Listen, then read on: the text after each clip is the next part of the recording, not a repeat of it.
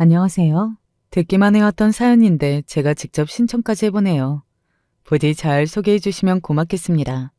그리고 들어주시는 분들 또한 귀한 시간 내어서 잘 들어주시면 고맙겠습니다. 제가 나이가 이제 어느덧 중년에 접어들었네요. 어렸을 때는 지금의 나이가 된 저를 상상해보는 것이 너무 까마득하게 먼 미래의 일처럼 느껴지기만 했었는데요. 세월이라는 게 정말 쏜살같이 빠르게 흐르는 것 같아요. 하루하루는 감흥 없이 지나가는 듯 싶은데 그 시간들이 모여서 세월을 이루면 그게 엄청 빠르게 지나간 것이 된단 말이죠. 신기하고 인생을 산다는 게 가끔은 한탕 꾸고 마는 꿈처럼 여겨지기도 합니다. 제 아버지는 예전에 한번 저한테 말씀하시기를 당신의 어린 시절에는 어른이 된 스스로의 모습을 상상해 본 적이 없다고 하셨어요. 왜냐하면 하루하루가 벅차고 견디기 어렵고 무척이나 외로웠기 때문입니다. 그래서 시간이 가는 것이 온통 더디게만 느껴지셨다고 하네요. 제 아버지는 고아이셨어요. 부모, 형제, 아무런 일가 친인척도 없었고요. 멀쩡히 가족이 있는 아이들을 아버지는 제일 부러워하면서 자라셨습니다. 가족도 재산도 배운 것도 없었던 아버지는 성인이 되시고 나서도 인생을 어떻게 살아야 하는지 모르셨습니다. 산다는 것에 어떤 의미를 두어야 하는지조차 알지 못하시고 많이 방황을 하셨다고 하네요. 지금처럼 전자기기가 발달한 시기도 아니었고 사회복지 체계도 엉망이었던 그 당시의 아버지는 어떻게 살아야 할지 아무런 정보가 없었으니까 그저 굶어 죽지 않기 위해서 당장에 할 수 있는 일을 다니면서 푼돈으로 생활하시는 게 다였던 거예요. 얼마나 외롭고 적적한 하루였을까요? 저는 아버지가 당신의 젊은 시절을 그런 외로움 속에 보내셨다는 사실이 두고두고 마음 아픕니다. 아버지는 여자를 만나 가정을 이뤄야겠다는 그런 생각조차 못하시고선 그저 묵묵하게 매일 똑같게만 느껴지는 일상을 살고 계셨어요. 그나마 보람과 재미를 아버지가 찾으신 대목이 있었다면 그건 조금씩 재산을 모으신 것이었겠죠. 적은 돈을 버셨으나 아껴가며 생활하신 뒤에 남은 돈을 꾸준히 모으셨더니 그게 점차 재산으로 형성이 되었던 거예요. 아버지는 바로 그것에서 보람을 느끼셨고 그렇게 한참을 더 지내시다 보니까 어느새 37이 되어 계셨다고 합니다. 벌써 당신의 나이가 37이나 되었는데 20이었을 적이나 지금이나 사는 모양새는 똑같은 것 같다고 느끼면서 아버지가 씁쓸해하셨다고 그러더라고요. 앞으로의 인생도 지금까지처럼 재미없는 나날의 반복일 것 같아서 아무런 기대도 안 된다고 생각하던 아버지의 37. 그때 한 가지 변화가 일어났습니다. 왜냐하면 그때 아버지가 엄마를 처음 만나셨거든요. 아버지보다 3살 연하의 엄마는 사남매 집안의 장녀이셨죠. 어려운 집안 형평상 학업에 매진하실 수 없었고 짧은 가방끈을 쥐신 채로 일찍이 사회생활에 뛰어드셨어야 했습니다. 엄마는 고등학교 대신 공장에 나가서 그때부터 돈을 버셨다고 해요. 당신의 희생과 노력으로 동생들만큼은 다 고등학교에 진학을 하게 하셨었고요.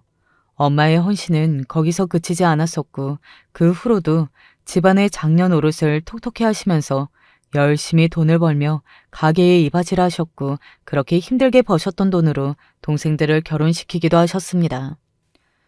그러다 보니 당시로서는 결혼 정년기를 훌쩍 넘겼다고 여겨지는 나이가 되시도록 남자를 못 만나고 지내셨던 거예요. 엄마에게는 아버지가 그리고 아버지에게는 엄마가 서로의 첫 상대였습니다.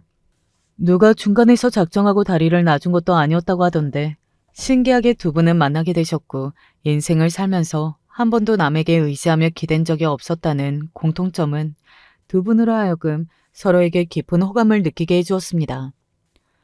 엄마가 그때를 회상하며 말씀해 주시기를 외롭다 못해서 고독할 만큼 묵묵하게 일을 하며 돈을 벌고 그것으로 사치 한 번은 안 해보고 살아온 게 서로가 너무 똑같아서 이토록 닮아있다면 함께 인생을 살아가는 것에도 문제가 없을 것이라는 생각이 드셨다네요.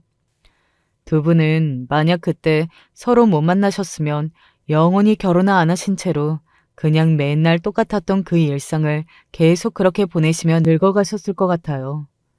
그렇게 됐다면 저도 이 세상에 태어나지 못했겠죠. 서로의 마음을 확인하신 두 분은 이듬해 백년가약을 맺으셨고 자식으로 제가 태어났습니다.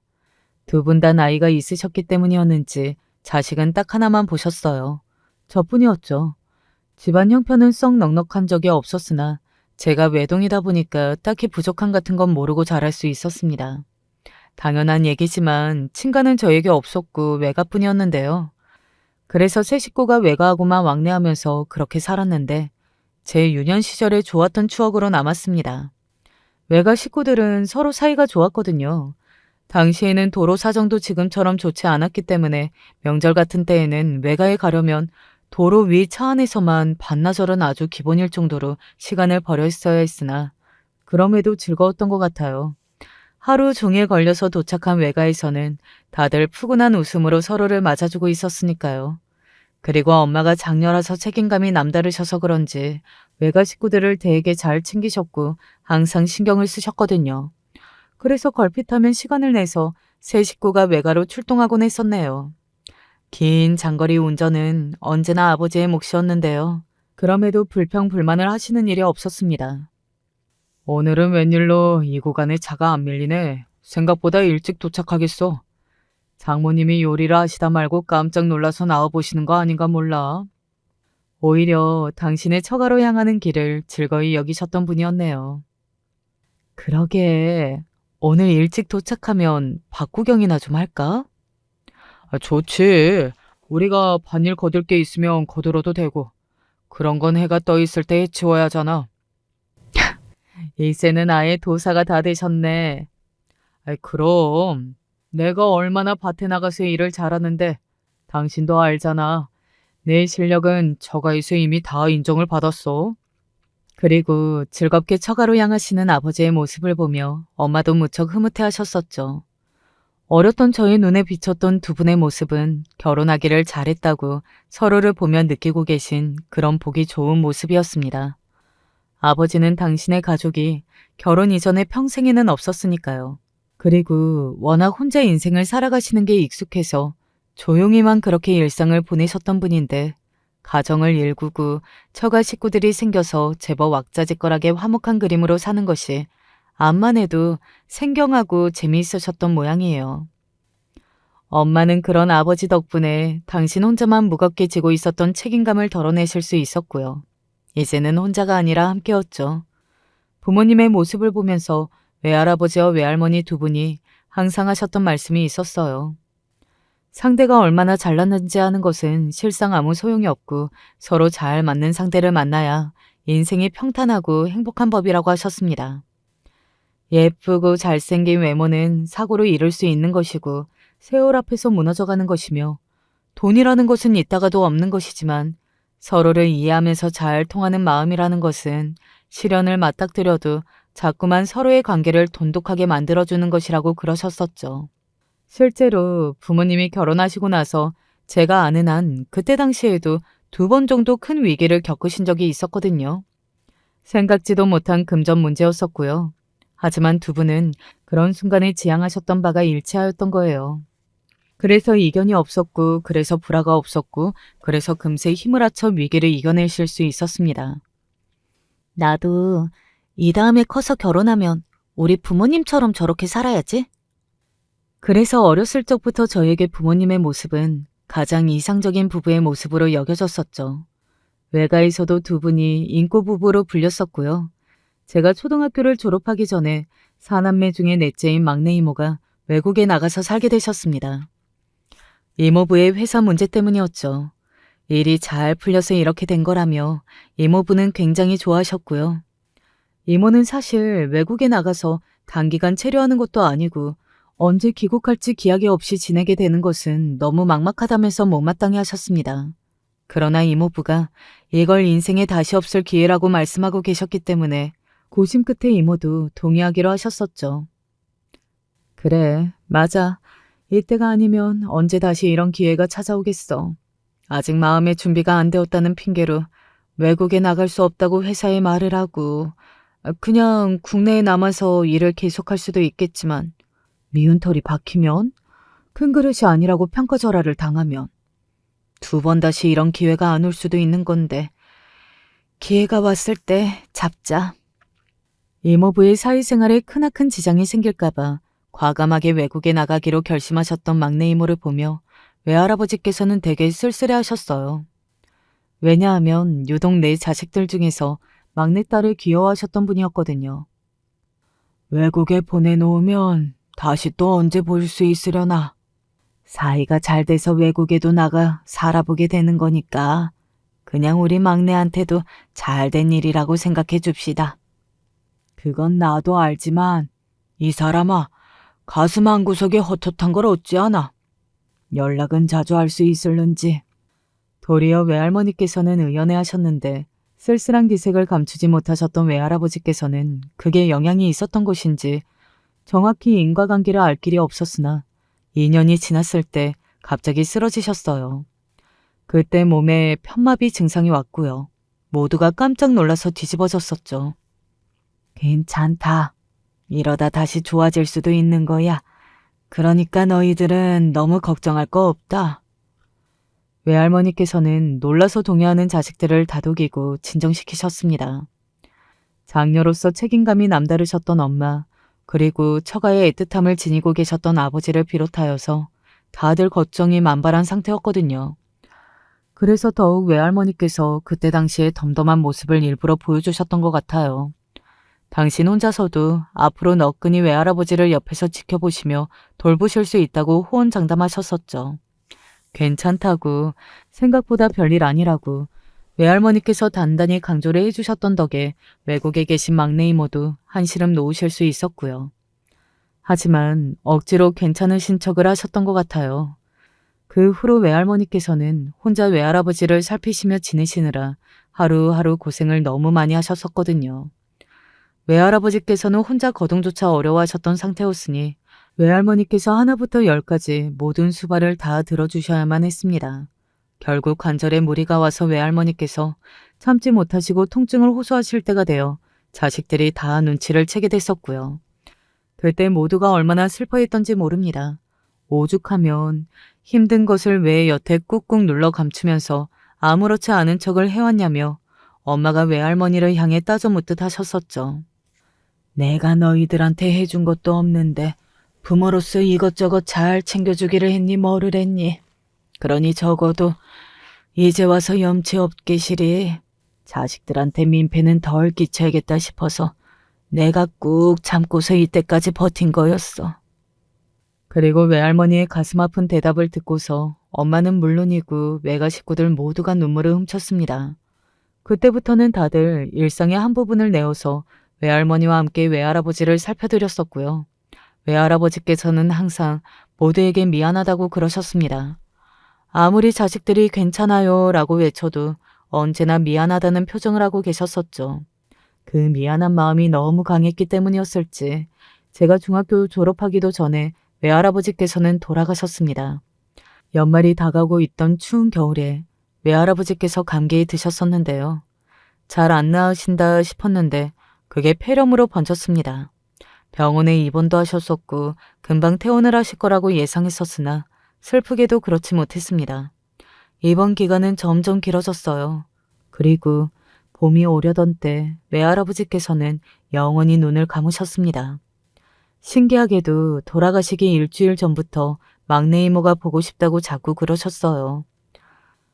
그래서 막내 이모가 당시에 무리를 해서 급하게 비행기를 타고 날아오셨었는데 외할아버지께서는 당신의 막내딸을 보시고는 이튿날 새벽에 숨을 거두셨죠. 모두가 크나큰 슬픔에 잠겼고 특히 외할머니의 상심은 감히 말로 표현할 수 없었습니다. 장례식 기간 동안에 식음을 전폐하실 정도였어요. 엄마는 당신 또한 너무 힘들고 괴로웠으나 외할머니를 위해서 더욱 정신 똑바로 차리려고 노력을 많이 하셨다고 그랬어요. 아버지 또한 마찬가지였습니다. 장례식장에서 든든하게 역할을 다하셨었고요. 앞으로 외할머니를 모시고 살겠다면서 부모님이 먼저 말씀을 꺼내셨었죠. 저 또한 당연히 동의를 했었고요. 어차피 이제 고등학교에 진학을 하면 학업에만 집중하는 시간이 길어질 테니 집에 외할머니께서 계신다고 한들 저는 하등 상관이 없었고 괜찮았습니다. 그래서 부모님이 아예 작정을 하시고 외할머니를 모시고 오려고 했었는데 그게 안 되었어요. 외할머니께서 거절하셨거든요. 그것도 완강하게 말입니다. 아이고, 내가 어떻게 너를 또 고생시키겠니?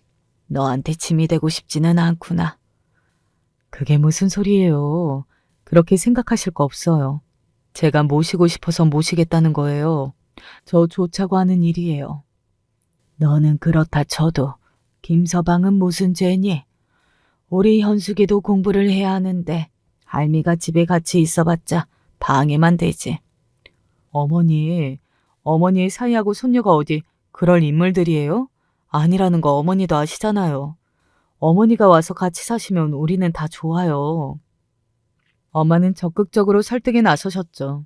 그러나 끝내 외할머니의 결심을 꺾는 것에는 실패하셨습니다.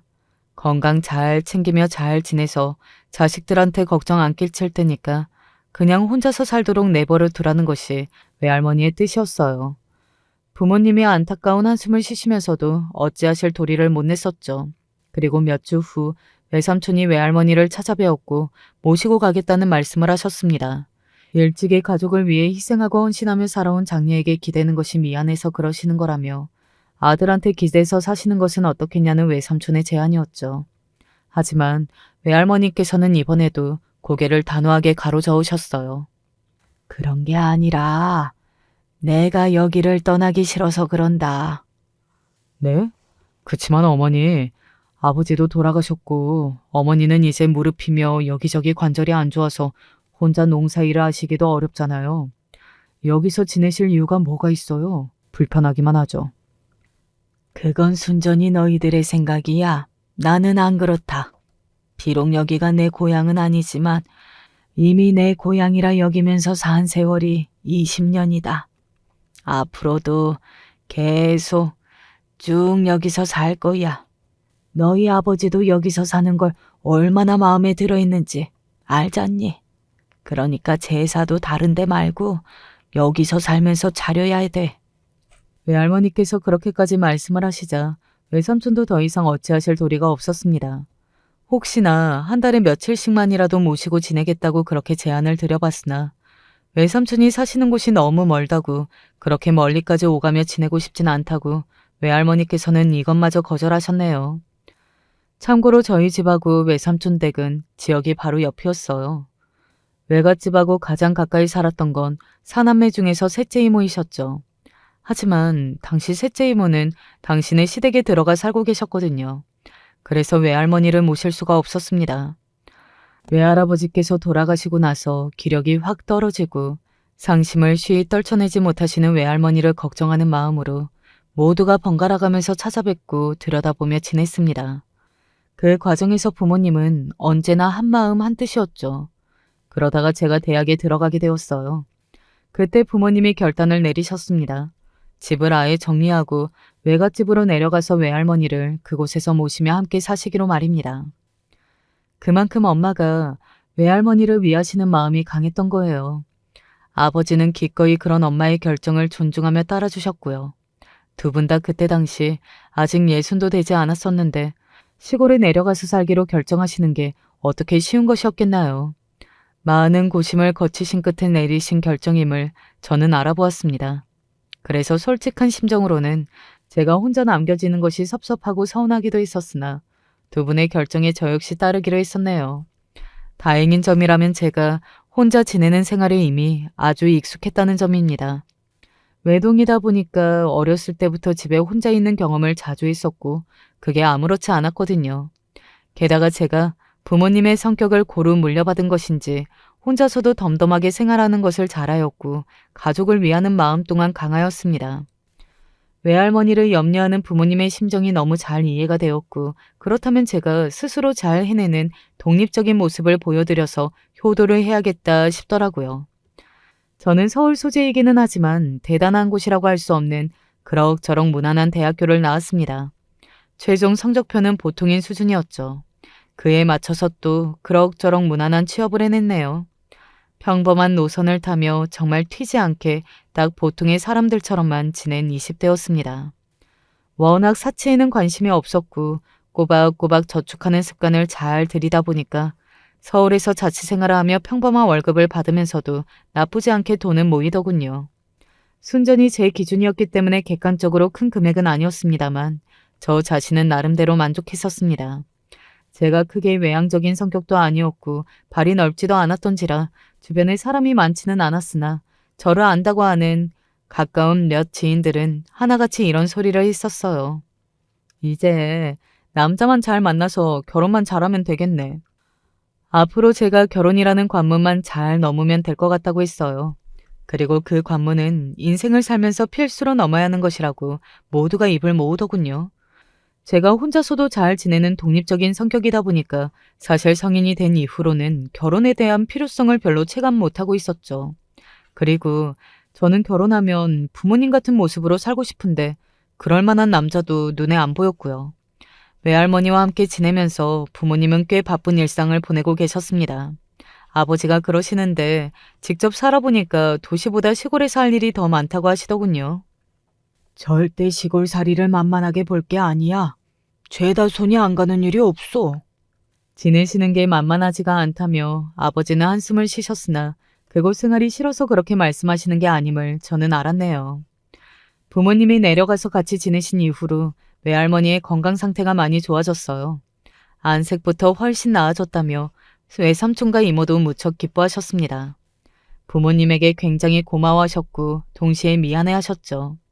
그래서 바쁘신 와중에도 종종 시간을 내어 이것저것 생활용품 같은 걸 챙겨서 방문을 하셨고요.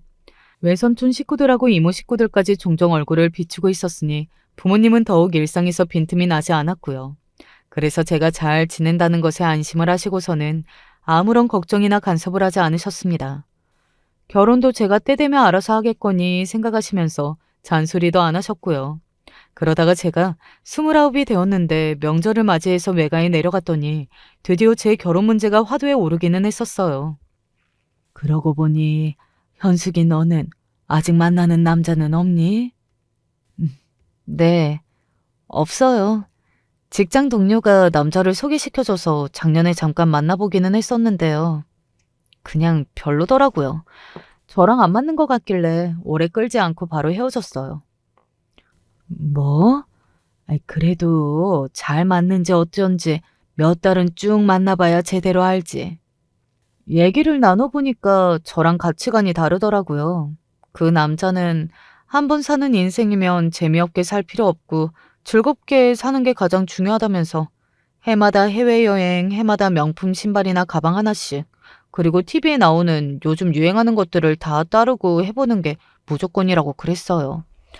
이런 부분들이 저하고는 안 맞더라고요. 아시잖아요. 저는 요란법석 떠는 것보다는 조용하게 사는 쪽을 훨씬 좋아하고 실용적이고 합리적인 걸 워낙 선호해서 사치하며 사는 것도 안 맞아요. 제 이야기에 귀를 기울이던 외가 식구들의 표정에 너나 할 것 없이 수긍이 깃들었습니다. 엄마도 인정을 하셨죠. 아이쿠, 그랬구나. 듣고 보니 네가 왜 그랬는지 알 것 같다. 그래, 잘했네. 어차피 상극인데 더 만나봤자 뭘 하겠어. 시간 막 낭비하는 거지. 그렇게 사는 남자도 분명 어딘가에는 자기랑 잘 맞는 짝이 있을 거야. 어떻게 생각하면서 살든지 간에 자기하고 쿵짝이 잘 맞는 상대만 찾으면 되는 거거든. 현숙이 너도 잘 맞는 사람이 나타나거든. 대신에 그때는 질질 끌지 말고 후딱 결혼해버려라. 어차피 결혼할 상대하고 굳이 시간 끌며 오래 만난 거 역시도 어찌 보면 시간 낭비니까. 엄마는 제가 더 나이를 먹기 전에 결혼을 했으면 좋겠다는 말씀을 그런 식으로 돌려서 하고 계셨습니다. 저도 잘 맞는 남자만 있다면 바로 결혼할 생각은 있었으나 인연이라는 게 쉽게 나타나지 않더라고요. 그렇다고 저와 안 맞는 부분들이 있어 보이는 남자하고 결혼하고 싶은 마음은 추워도 없었죠. 그렇게 20대가 끝나고 30이 되었습니다. 부모님은 저에게 30 된 기념으로 올해는 좋은 남자를 만나라고 새해 덕담도 해주셨었죠. 그러나 여전히 혼자인 채 31가 되었습니다. 그러자 더 이상 결혼 이야기는 안 하셨고 저에게 건강관리 잘하고 밤길 조심해서 다니라는 말씀만 해주시더군요. 또 한 해가 지나서 32이 되었고요. 제가 직장에서 승진하는 아주 기쁜 일이 있었어요. 부모님을 비롯하여 외가 식구들 모두 저에게 대단하고 자랑스럽다고 하면서 저를 멋쟁이 커리어우먼이라 부르며 축하해 주었습니다. 아무도 저에게 연애, 결혼 가지고서 뭐라고 하지 않았어요. 열심히 자기 일을 하면서 그렇게 사는 것도 괜찮아 보인다고 그런 생각들을 하셨던 모양입니다.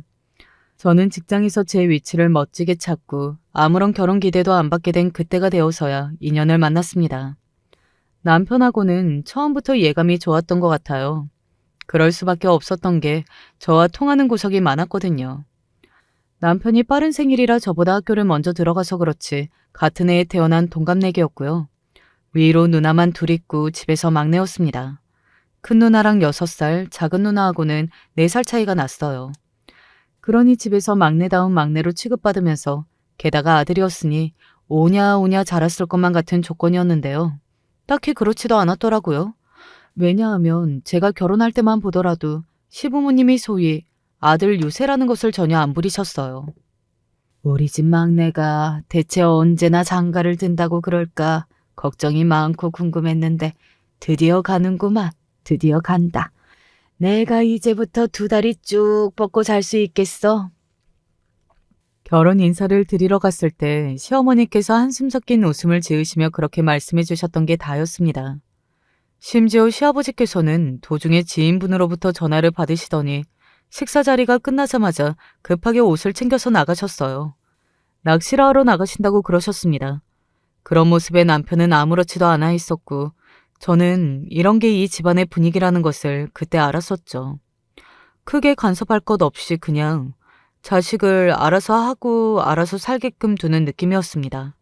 왠지 저랑 잘 맞았어요. 아, 그리고 시부모님이 일은 귀농을 하신 분들이었습니다. 시아버지의 고향 지역이라고 하더군요. 두 분은 서울 도시 생활에 많이 지쳐 계셨던 모양이에요. 시어머니의 첫 출산이 32이었다고 하니 그때로 치자면 육아를 좀 늦게 하셨던 편이었고요. 직장을 그만두고 사업에 뛰어드셨던 시아버지는 그럭저럭 성공을 거두셨지만 어마어마한 스트레스를 받으셨고 그러다가 어느 날 귀갓길에 쓰러지신 적이 있었다네요. 그때부터 두 분은 귀농을 염두에 두게 되셨고요. 시어머니도 건강하신 편은 아니었다고 하니까 도시 생활이 지긋했으면 지긋했지 아무런 미련도 없었던 것이었죠. 시부모님은 남편이 21살일 때 귀농하셨습니다. 그때가 언제였는가 하면 남편이 대학에 들어가서 학교를 다니다가 이제 군대를 갈 때였어요. 그래서 남편은 군대에서 휴가를 나와도 시부모님이 계신 시골집까지 가는 게 너무 멀어서 작은 시누이의 자취방으로 갔었다고 하네요. 참고로 그때 큰 시누이는 직장에서 해외 파견 근무를 나가 있던 시기였었고요. 약간은 제 경우하고 비슷하지 않나요?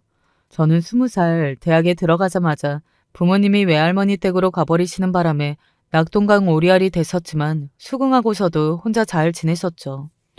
남편도 군대에 있는 와중에 시부모님이 이사를 가버리셔서 집이 없어졌으나 그러려니 하면서 적응을 했어요. 시누이들이 각자 결혼을 20대 때 해버리는 바람에 남편은 기대서 지낼 수도 없었고 그냥 혼자 취업해서 일을 다니면서 자취생활하면서 그렇게 살아왔습니다. 딱히 외롭거나 힘들다고 느낄 새도 없었고 하루하루 일을 다니면서 돈을 벌고 저축을 하는 재미를 느끼고 그걸 보람으로 여겼다고 하네요. 저는 남편이 저와 결이 비슷한 사람이라고 생각이 들었습니다. 처음 만나서 이런저런 대화를 나누어 봤을 때부터 저와 비슷하다는 바로 느낌이 왔었고요. 남편 역시도 저와 잘 통한다고 처음부터 생각을 했었대요.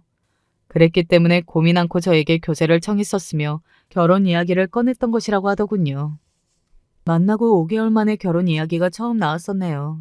그러니까 처음 서로를 만나고 나서부터 반년도 지나지 않아서 결혼하자는 말이 나왔던 것인데 저는 기간은 그리 중요하지 않다고 여겼어요. 전에 엄마가 해주셨던 말씀이 떠올랐거든요. 어차피 잘 맞고 어차피 결혼할 것 같은 상대라면 굳이 시간 끌 필요가 있겠나 싶어서 남편이 결혼 이야기를 꺼내자마자 제가 옳다거니 하면서 즉시 진행하자고 했습니다.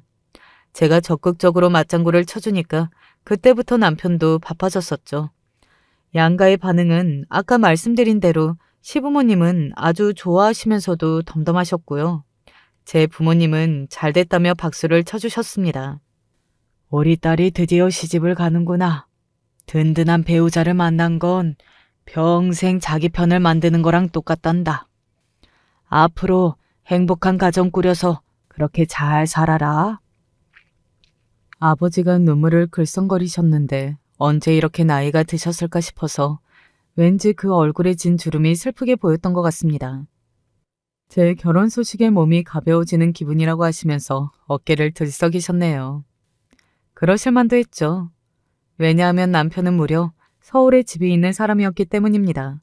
오래된 옛날 복도식 아파트이긴 했는데요. 평수도 아담했지만 그래도 무려 아파트였어요. 서울에 있는 아파트 말입니다.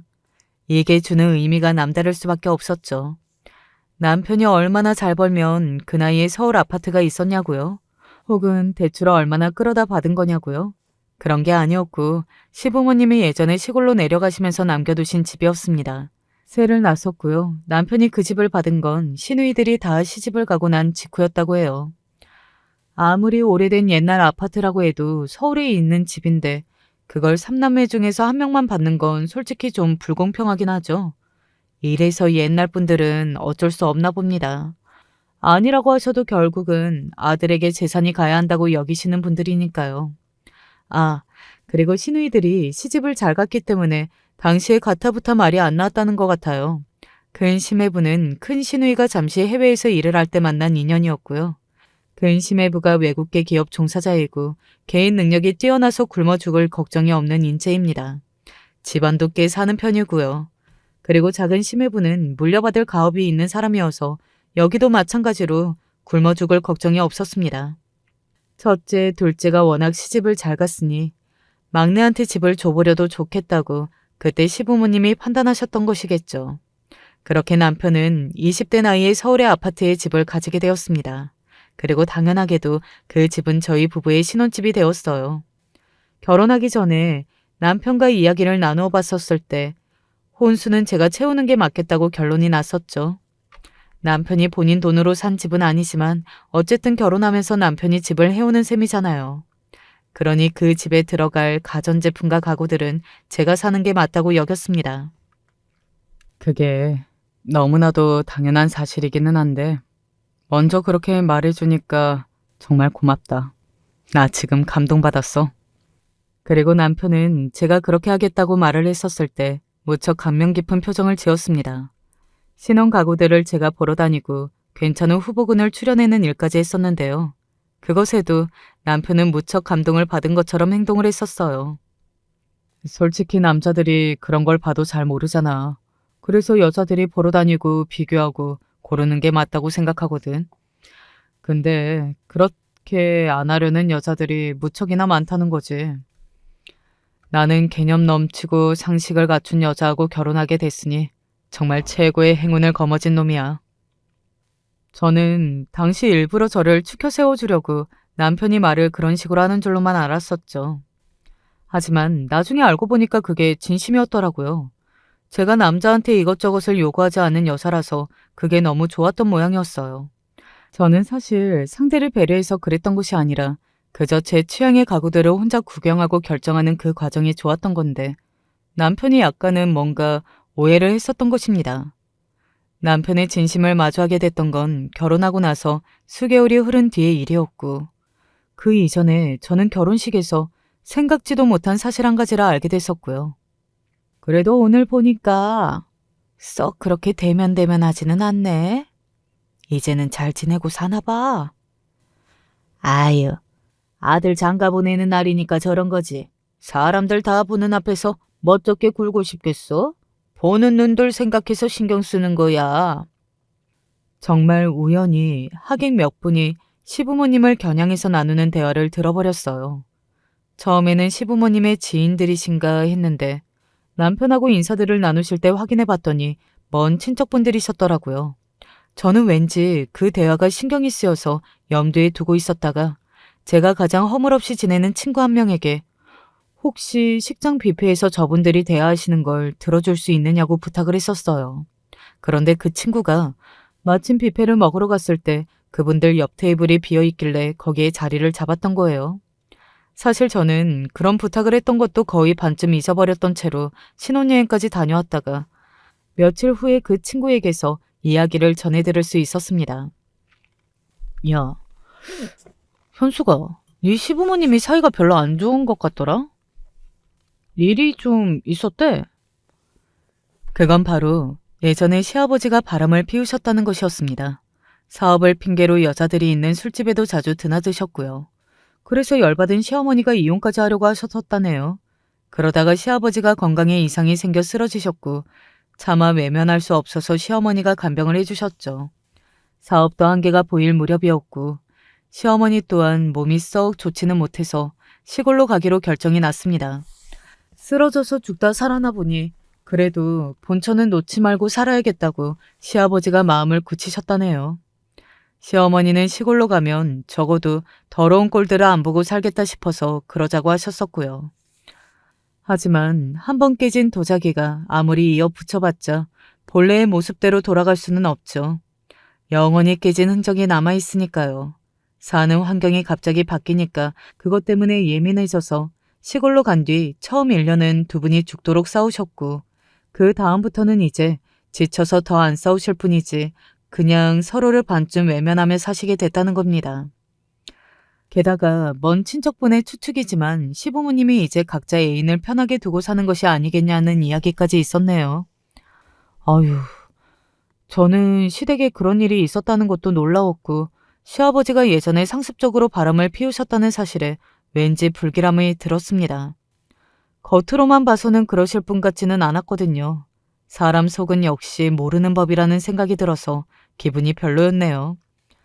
남편이 저한테 작정하고서 시부모님의 과거를 숨겼다고 보기에는 애매했으므로 저도 그냥 모르는 척 입을 다물고 지냈습니다. 며느리인 당신 입장에서는 시댁이 멀리 있으니까 좋지? 가끔 전화나 좀 드리면 되니까 얼마나 편해. 놀러 오라는 소리도 두 분은 안 하시잖아. 그것뿐이야? 우리가 어쩌고 사는지 전혀 간섭도 안 하시지. 어때? 나랑 결혼하기를 잘했지? 남편은 아들 며느리 부부가 어떻게 살든 말든 신경 하나도 안 쓰고 지내는 시댁이 어디에 또 있겠냐고 하면서 제가 결혼을 정말 잘한 거라고 했습니다. 그런 면에서 얼마나 생색을 내고 싶었던 것인지 그 이야기를 제가 10번은 더 들었던 것 같네요. 처음에는 눈치채지 못했으나 남편은 제가 본인과 결혼한 걸 무척 잘했다고 생각하기를 원하고 있었습니다. 이 결혼을 한 게 제가 복받은 거라고 그렇게 남편이 생각하고 있는 것 같길래 그게 좀 떨떠름하더라고요. 제가 그렇게까지 남편에 비해서 많이 기우는 조건이었나 싶어서 남몰래 심란해하기도 하였습니다. 결혼을 하고 나면 인생이 확 바뀔 줄 알았는데 의외로 그런 건 없었어요. 혼자 살다가 이제는 그냥 둘이 사는 느낌이었습니다. 직장을 다니고 집안에서 집안일하고 이러는 게 너무 똑같았기 때문이에요. 자취 생활을 오래 해봐서 본인이 남자치고 깔끔하게 집안일을 잘한다고 자랑을 해댔던 남편은 막상 결혼을 하고 나니까 별로 대단하게 잘하는 구석이 하나도 없더라고요. 잘하는 게 있다면 입으로 떠드는 거였어요. 식사 중에도 TV를 보다가도 같이 외출을 나갔을 때도 남편은 다양한 주제로 대화를 이끌었고 그게 귀찮을 때도 있었지만 즐거운 분위기를 유도해주는 것 같아서 그래도 장점으로 여겨졌었네요. 하지만 그런 장점으로 내세워서 남편이 밖에서 헛짓거리를 하고 다닐 줄은 상상도 못한 바였습니다. 상상과는 달랐던 결혼 생활이었고 부모님의 모습처럼 살고 싶었지만 저와 남편은 전혀 그런 모습이 아니었지만 그래도 제가 선택한 결혼이고 이제 남편과 평생의 동반자로 어떻게든 열심히 잘 살아볼 마음뿐이었습니다. 저는 그랬건만 남편은 아니었더라고요. 결혼 1주년을 코앞에 두고 남편이 이혼을 말했습니다. 정말 미안해. 어떻게 이야기를 꺼낼지 고민이 참 많았는데 다른 핑계? 다른 변명? 다른 거짓말. 결국은 다 안 통할 것 같더라. 그래서 그냥 솔직해지기로 했어. 나 다른 여자가 생겼어. 정말로 사랑하는 여자고 평생을 함께하고 싶은 여자야. 사람이 너무 기가 막히면 말문도 같이 막히고 그저 웃음만 나오더라고요. 제가 고개를 저으며 웃기만 하니까 남편이 눈물을 글썽였습니다. 이혼해주면 당신 정말 복 받을 거야. 뭐? 복? 지금 장난해? 나를 사랑하고 나를 평생을 함께하고 싶어서 결혼한 거잖아. 우리 이제 곧 결혼한 지 1년 되는 부부야. 그런데 지금 벌써 당신 입으로 바람나서 이혼하겠다고 그러는 거야? 당신 정말 웃긴다. 나랑 이혼하고 싶어서 환장을 한 거라면 축하해. 일단은 성공했으니까. 아버님이 예전에 그렇게나 바람을 피우셨다면서 부전자전이라는 생각이 들어서 어차피 지금 당신을 붙잡아봤자 앞으로 또 바람을 피울 것 같아. 당신 같은 정신 나간 놈하고 계속 같이 살고 싶은 생각 추호도 없어. 우리 아버지 이야기를 이미 다 알고 있었어? 진짜 당신한테 면목이 없다. 아무튼 이혼만 해주면 정말 고맙겠어. 은혜 안 잊을게. 근데 또 생각을 해보니까 내가 당신 좋은 짓을 왜 해줘야지? 나는 당신하고 어차피 같이 안 살 마음이지만 그래도 굳이 당장 이혼이 필요하지는 않거든. 남편이 어떻게든 이혼을 해내려고 비굴한 표정을 짓길래 제가 단호하게 나가봤습니다. 사실 바람났다고 말을 들은 순간부터 제 마음은 싸늘하게 식었고 당장 이혼하고 싶었어요. 그렇지만 남편이 원하는 대로 즉각 따라주기 싫었던 것이죠. 근데 남편은 반드시 저와 빨리 이혼을 해야만 하는 이유가 있어 보였습니다. 절박하게 구구절절 말을 하더군요. 솔직히 나 정도면 어린 여자도 만날 수 있었어. 근데 당신이 허영심 없고 사체 안 부리길래 선택한 거야. 내가 서울에 집 있다고 하니까 눈 돌아가서 나한테 빌붙으려던 다른 여자들과 당신은 달랐어. 당신하고 결혼하면 적어도 내가 손해는 안 보며 살 것 같더라. 그래. 같이 살아보니까 알겠더라고. 당신이 손해보는 거 싫어하는 사람이고 아주 계산적인 거. 그래서 지금 나보다 더 알뜰살뜰하고 돈 안 쓰는 여자라도 생겼다는 거야? 아니면 혹시 돈이 엄청 많은 여자라도 생겼나? 당신 이기적인 여자 아니잖아. 개념 있고 상식적이잖아. 그러니까 나 좀 도와주라. 나 좀 살려줘. 지금 내가 만나는 여자가 어마어마한 상속녀야. 나 이 여자 절대로 놓칠 수 없어. 내 인생에 다시는 안 올 기회이고 이 인생 역전의 기회야. 당신은 남 잘 되는 꼴 보면서 배 아파하는 그런 사람 아니지? 그치? 그러니까 내가 인생 역전의 주인공이 될 수 있게 이혼해주라. 진심으로 부탁할게. 제발 이혼만 해달라면서 남편은 저에게 무릎까지 꿇었습니다. 눈물도 찔끔 흘리더군요. 저는 상속녀라는 단어에 귀를 의심했습니다. 솔직히 다 털어놓으면 고려를 해보겠다고 했더니 남편이 한숨을 쉬면서 이야기를 해줬어요. 그 여자는 홍콩에서 사업을 하는 사람인데 그 사업 자체는 규모가 보통이지만 집안의 재산 규모는 보통이 아니라고 하더군요. 영국의 거점을 든 기업체의 회장이 그 여자의 할아버지라 했습니다. 남편이 사진 몇 장도 보여줬는데 그냥 어이가 없었네요. 대단한 상속녀를 어떻게 남편이 만났고 결혼 이야기까지 나올 만큼 진전이 됐다는 건지. 하지만 저에게 결국 중요한 대목은 남편이 무려 1천억에 달하는 재산을 받을 상속녀와 결혼을 하고 싶어서 저와 빠른 이혼을 필요한 상황인데 제가 아무 조건 없이 이혼을 해줄 이유가 없어 보였다는 것이었어요. 나는 당신한테 배신당한 입장인데 돈 많은 여자랑 결혼하겠다는 당신을 내가 어째서 순순히 놔줘야 돼? 개념이고 상식이고 나발이고 이건 양심의 문제 아니야?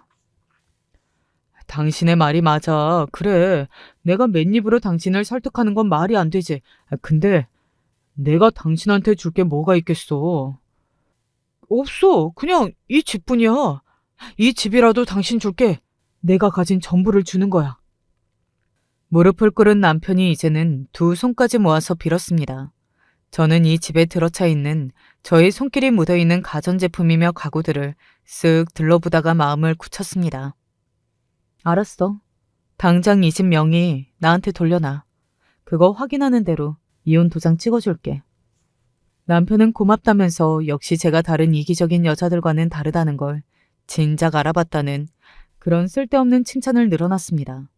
그 꼴이 보기 싫어서 일단 집에서 내쫓았고요. 불평 없이 쫓겨난 남편은 서울 아파트를 저에게 넘겼고요. 타고 다니던 차도 저한테 넘겼습니다. 한마디로 자기 재산은 다 넘긴 셈이었죠. 그제서야 저는 이혼을 해주었습니다. 놀라셨던 부모님은 마음을 가라앉히시더니 잘했다고 해주셨어요. 더러운 꼴 1초라도 더 안 보고 정리 잘했다. 엄마뿐만 아니라 외가 식구들 전부 저에게 잘한 거라고 입을 모아서 다행이었어요. 솔직히 돈을 더 뜯어내려고 물고 늘어졌어야 하는 거 아니냐는 소리를 들을까봐 걱정이었는데 아니어서 안심이었습니다. 엄마의 말씀대로 저는 그냥 빨리 정리를 해버리고 제 일상의 안정을 찾고 싶었던 게 컸었네요. 곱씹어보면 전 남편은 자기 잘난 맛만 아는 놈이었고 손해보는 것을 싫어했고 기회주의자였죠. 그런 놈이니 어떻게든 돈방석에 올라앉는 것도 가능해 보였습니다. 1천억 상속녀인지 뭔지 아는 여자랑 정말로 잘 살게 될지 궁금하기도 했으나 저 자신을 위해서 관심을 다 꺼버렸었죠. 배신당하고 제 인생에 이혼이라는 걸 남기게 된 것만 생각하면 속이 쓰라렸으나 제 집을 보고 있자면 어느새 쓰라림은 가시고 속이 편안해졌습니다. 원래 신혼집이기는 했어도 제가 사는 집이었지 제가 소유한 집은 아니었으니까요. 비로소 제 집이 되고 난 다음부터는 기분이라는 게 다르더군요. 너무 든든해서 일을 다니며 지낼 맛이 났습니다. 직장에서도 더 바쁘게 지내던 어느 날 갑작스러운 소식을 접했습니다. 그건 바로 전 남편이 죽었다는 것이었어요. 심지어 외국에서 극단적 선택을 했고 그 바람에 그 가족들이 난리가 났다는 얘기였습니다. 들어보니까 홍콩에서 세상을 떠났더라고요. 그 소식을 듣자마자 직감적으로 전 남편이 사기를 당한 것이었다는 걸 알 수 있었습니다. 그렇지 않고서야 스스로 떠날 리가 없었죠. 얼핏 건너들은 게 전부였지만 역시나 상속녀라던 그 여자는 사기꾼이었습니다. 자기 할아버지가 기업 회장이라는 것도 그것 자체를 가짜로 지어낸 것이었고요. 가짜 서류에 가짜 사진까지 본격적으로 작정하고 사기를 친 것이었어요. 어차피 자기는 나중에 어마어마한 재산을 상속받을 거니까 지금 자기가 하고 있는 작은 사업을 도와주면서 투자만 좀 해달라고 그런 식으로 전 남편을 속인 거였어요. 전 남편은 홍콩까지 갔다가 그곳에서 지내며 그 여자한테 속아서 뜯겼고 대출 빚만 순식간에 수억 원이 됐습니다. 게다가 그 여자는 어느 순간 잠적을 해버렸죠. 좌절한 전 남편은 술에 잔뜩 취한 채로 극단적 선택을 하고 말았습니다. 저와 이혼하고 나서 9개월 만의 일이었어요. 자업자득이라는 생각은 안 들었고 그냥 마음이 안 좋더라고요. 사람 인생이 사기꾼 때문에 끝나버린 것이니까요. 나중에 들어보니까 전 남편이 그렇게 된 일 때문에 그 집안 사람들이 아예 서로를 안 보고 살게 된 모양이었습니다. 전 시부모님은 결국 아예 갈라섰다는 듯 했고 전 시누이들도 연락 두절이라는 것 같았어요. 과욕을 부리지 말고 순간에 잘못된 유혹에 넘어가지 말고 곁에 있는 사람들을 소중히 여기며 살아야겠다는 그런 교훈을 얻은 채로 저는 마음가짐을 더 바르게 하며 살게 됐죠. 굳이 저에게 딱 맞는 사람을 찾으려는 욕심을 내려놓고 살다 보니 새롭게 좋은 인연도 만나게 됐어요. 연애는 괜찮아도 다시 누군가와 결혼을 하는 것까지는 망설여졌는데 같이 있으면 아무런 대화를 나누지 않아도 그저 공기가 편안한 게 신기하고 좋아서 고민 끝에 재혼을 했습니다. 저와는 다르게 가끔 덤벙거리고 명랑한 사람이에요. 하지만 가치관이나 성격이 다르기 때문에 서로를 알아가고 이해하려는 노력이 있어서 그 과정이 아주 소중하다는 것을 알게 됐어요. 이렇게 인생을 또 배워갑니다. 여러분은 현재 자신과 비슷한 분과 함께인가요? 아니면 자신과 완전히 다른 분과 함께인가요? 팔남매 중 둘째로 태어났습니다. 그 시골에서 저희만큼 형제가 많은 집도 흔치 않았습니다. 그리고 저희만큼 가난한 집은 더더욱이요. 시골 사람들이 잘 살아봤자 얼마나 잘 살겠냐마는 저희는 가난하단 표현조차 부족할 정도로 다 떨어져 가는 집에서 살았습니다. 요즘도 시골에 그렇게 사는 사람이 있을지 모르겠는데 당시 저희가 살던 작은 집은 주인 없이 버려진 폐가 같은 곳이었어요. 등본 떼어보면 땅 주인이 있을지 모르겠지만 일단 육안상으로 봤을 때 관리가 안 된 지 못해도 오랜 시간이 지났고 너무 허름하고 낡아서 아무도 발길을 주지 않는 집이었죠. 할아버지가 노름에 빠져 저희 집까지 모두 길거리에 나앉게 된 거였는데 10식구가 모두 길바닥에서 잘 수는 없었기에 진짜 떼국물 줄줄 흐르는 얼굴을 하고 한참을 다리 빠지게 돌아다니다가 간신히 발견한 집이었습니다. 비가 오면 물이 새고 나무가 다 사가 있어서 병균 투성이 쥐가 들끓는 사실 집이라고 하기도 참 힘들 정도의 초라한 공간이었지만 저희 10식구에게는 그조차도 감지덕지였습니다.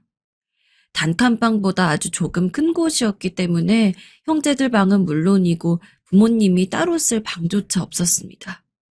다행히 우물과 부엌이 있었지만 그 부엌을 제외한 나머지 바닥에 온 식구들이 딱 달라붙어서 자야만 전부 누울 수 있었죠. 당연히 화장실도 없어서 저희는 소변이나 대변을 누러 갈 때마다 산을 타야 했습니다. 엄마, 아빠, 나 배고파. 조금만 참아라. 배고프단 소리 지겹지도 않니? 그런 상황에서 밥이라고 잘 먹고 살 수 있는 것도 아니었습니다. 흰 쌀밥에 고기 반찬은 어린 시절 살면서 구경도 한번 못 해봤습니다.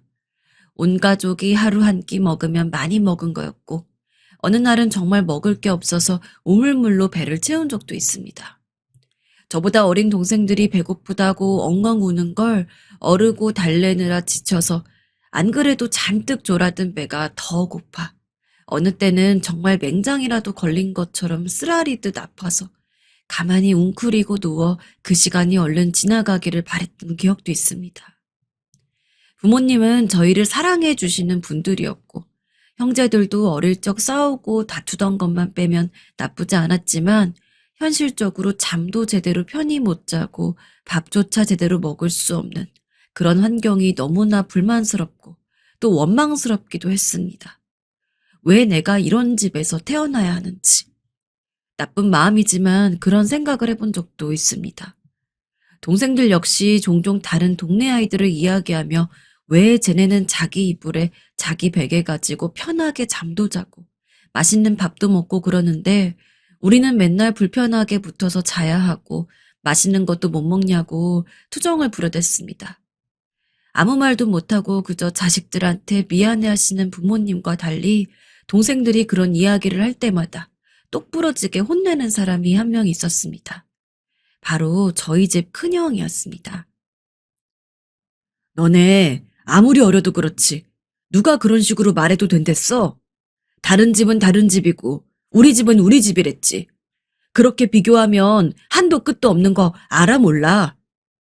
그리고 부모님 속상하게 왜 자꾸 그런 말들을 하는 거야.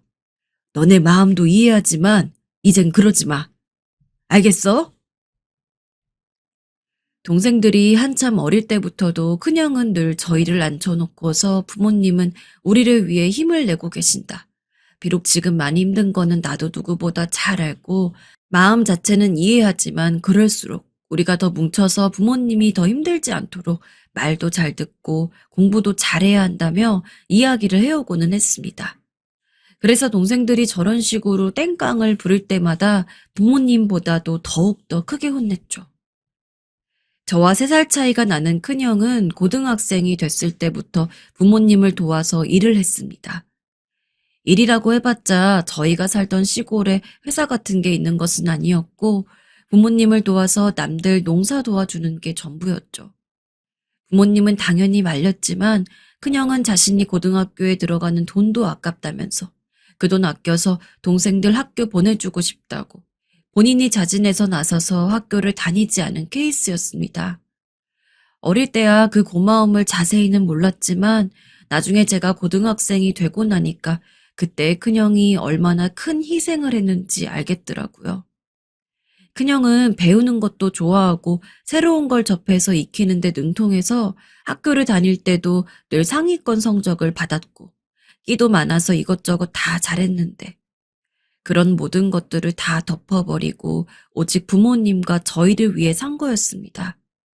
그런 형을 보면서 자라다 보니 저도 고등학교에 가고 싶지가 않다고 느껴졌던 시절이 있었습니다. 저도 같이 일을 하다 보면 조금 더 우리 집이 잘 살 수 있지 않을까 싶었죠. 하지만 형이 그런 저에게 조용히 이야기했습니다. 학교는 다닐 수 있으면 다니는 게 좋아. 너까지 안 도와줘도 내가 부모님 도와드리는 것만으로도 충분하니까 너는 학교 다녀. 그리고 열심히 공부해서 나중에 훌륭한 사람이 돼. 형은 여러모로 부족해서 못했지만 너는 할 수 있을 거야. 알겠어. 고마워, 형. 제가 무사히 고등학교까지 다니고 졸업할 수 있었던 건 다 큰형 덕분일 겁니다.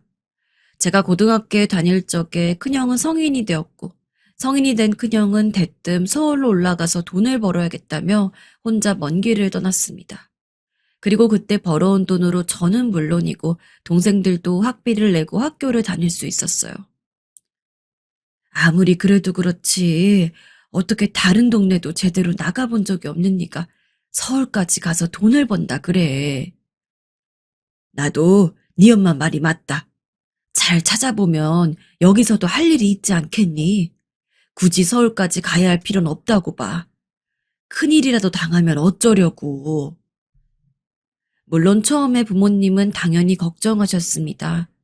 형이 크고 나서 더 어린 동생들을 챙기느라 상대적으로 신경을 많이 못 쓰긴 했지만 고등학생 시절부터 본인들을 도와 일하던 형한테 늘 미안해하던 사람이 부모님이었고 부모님은 조금 늦더라도 언젠간 형이 본인의 삶을 살길 바라면서 다른 일을 조금씩 준비하고 있던 찰나였거든요. 근데 그런 상황에서 형이 이미 다 정해놨다는 듯이 서울에 올라간다고 하니 하지만 부모님의 만류에도 형은 굳건했습니다. 서울에 올라가서 일을 하기로 생각한 건 오래됐어요. 생각해 둔 것도 있고 서울에 가면은 돈도 더 많이 벌고 여기보다 훨씬 더 좋은 일자리를 구할 수 있을 거예요. 사는 것도 어쩌면 지금보다 더 나을 수도 있고요. 그러니까 너무 걱정하지 마세요. 그래도 걱정돼서 어떻게 사니? 저도 이제 어른인걸요. 충분히 혼자 살 수 있어요. 그리고 걱정은 저도 되는걸요. 우리 가족 다 건강할지. 하지만 제가 가도 우리 둘째가 저 대신해서 여기서 두 분 도와드리고 동생들도 돌보면서 잘 살 테니까 저는 괜찮을 거라고 생각해요. 그러니까 어머니랑 아버지도 저를 믿어주세요. 형이 절 보면서 웃으며 말하는데 어쩐지 엄청 막중한 책임감을 부여받은 느낌이었습니다. 당연히 형이 떠나면 제가 아버지 뒤를 이어 이 집안의 두 번째 가장으로서 부모님을 돕기는 해야 했겠지만 그렇게 직접적으로 형한테 그런 이야기를 들으니까 조금 더 단단히 준비를 해야 할 것 같은 느낌이랄까요? 자식 이기는 부모가 못 되었던 부모님은 그렇게까지 간절히 말하는 형의 고집을 꺾지 못했습니다. 대신에 혼자 가겠다는 형을 만류하고 온 가족이 나서서 형이 서울로 올라가는 마지막 모습을 배웅해 주었죠. 낡은 기차 한 칸에 앉아있는 형의 모습이 왜 그렇게 더 멀어 보였는지 모르겠습니다. 한 달 정도는 형이 너무 보고 싶고 걱정도 되고 그랬는데 시간이 지나다 보니까 저도 저대로 바쁘고 부모님도 부모님대로 저희 키우느라 바쁘고 슬슬 동생들도 하나씩 크고 있던 터라 학교 다니랴 뭐 하랴 신경 쓸 게 많다 보니까 자연스럽게 형에 대한 생각이 덜 나기 시작했습니다. 하지만 한 달에 한 번씩 형이 부모님에게 붙여준 생활비 소식을 들을 때마다 형 잘 살고 있구나 라는 생각과 함께 서울에서는 뭘 하고 있을까에 대한 궁금증이 들었습니다. 나이가 먹은 지금 생각해보면 참 형만큼 어른스러운 사람이 없었던 것 같아요. 형도 저희와 같은 어린 시절에는 투정도 부리고 싶었을 텐데 부모님한테 들어보면 형은 단 한 번도 뭐가 가지고 싶다고 말하거나 무언가 하고 싶다고 이야기한 적이 없었다고 했습니다. 말한 게 이뤄지던 안 이뤄지던 한 번쯤은 그런 것들에 대한 말을 꺼낸 적이 있을 법도 한데 말이죠. 그래서인지 부모님은 형이 돈을 보내줄 때마다 고마워하면서도 눈물을 훔쳤습니다. 너무 어린 나이부터 어른스럽게 자라게 한 게 다 본인들이 부족한 탓이라고요. 물론 부모님의 마음이 어쨌든 형이 보내준 돈 덕분에 저희가 배부르진 못해도 최소한 굶고 살진 않을 정도로 먹고 살 수가 있었습니다. 그래서 저는 내심 형이 서울에 간 게 외롭고 힘들지라도 그냥 개인적인 감정 다 빼고 먹고 사는 거로만 따져봤을 때 다행이라고 생각했습니다. 그래서 부모님을 도와 동생들한테 밥을 차려줄 때마다 이거 큰형이 너희들한테 사주는 거야. 그러니까 먹으면서 큰형한테 감사하다고 생각해야 해. 라며 이야기하곤 했습니다. 비록 그 당시는 저희가 어려서 당장 큰형한테 어떠한 것을 해주진 못해도 최소한 큰형이 우리에게 해준 것에 대한 고마움은 마땅히 느끼고 살아야 한다고 생각했으니까요. 그렇게 3년 정도가 지났습니다. 큰형은 그 사이에 딱 한 번 고향을 내려왔을 뿐 그 외의 시간은 전부 서울에 있었어요. 그나마 고향에 내려온 것도 서울로 떠난 지 1년이 되던 해였기 때문에 거의 2년 동안 큰형의 얼굴을 못 본 상황이었습니다. 부모님이 종종 전화해서 명절이라도 한번 내려오라고 하는 것 같았지만 큰형은 그럴 때마다 일이 바쁘단 이야기를 하며 거절했던 것 같아요. 아무리 바빠도 그렇지 이렇게 가족 얼굴 한번 못 볼 정도라니 너무 심하게 고생하고 있는 거 아닌지 걱정되네요, 여보. 그러게 말이야.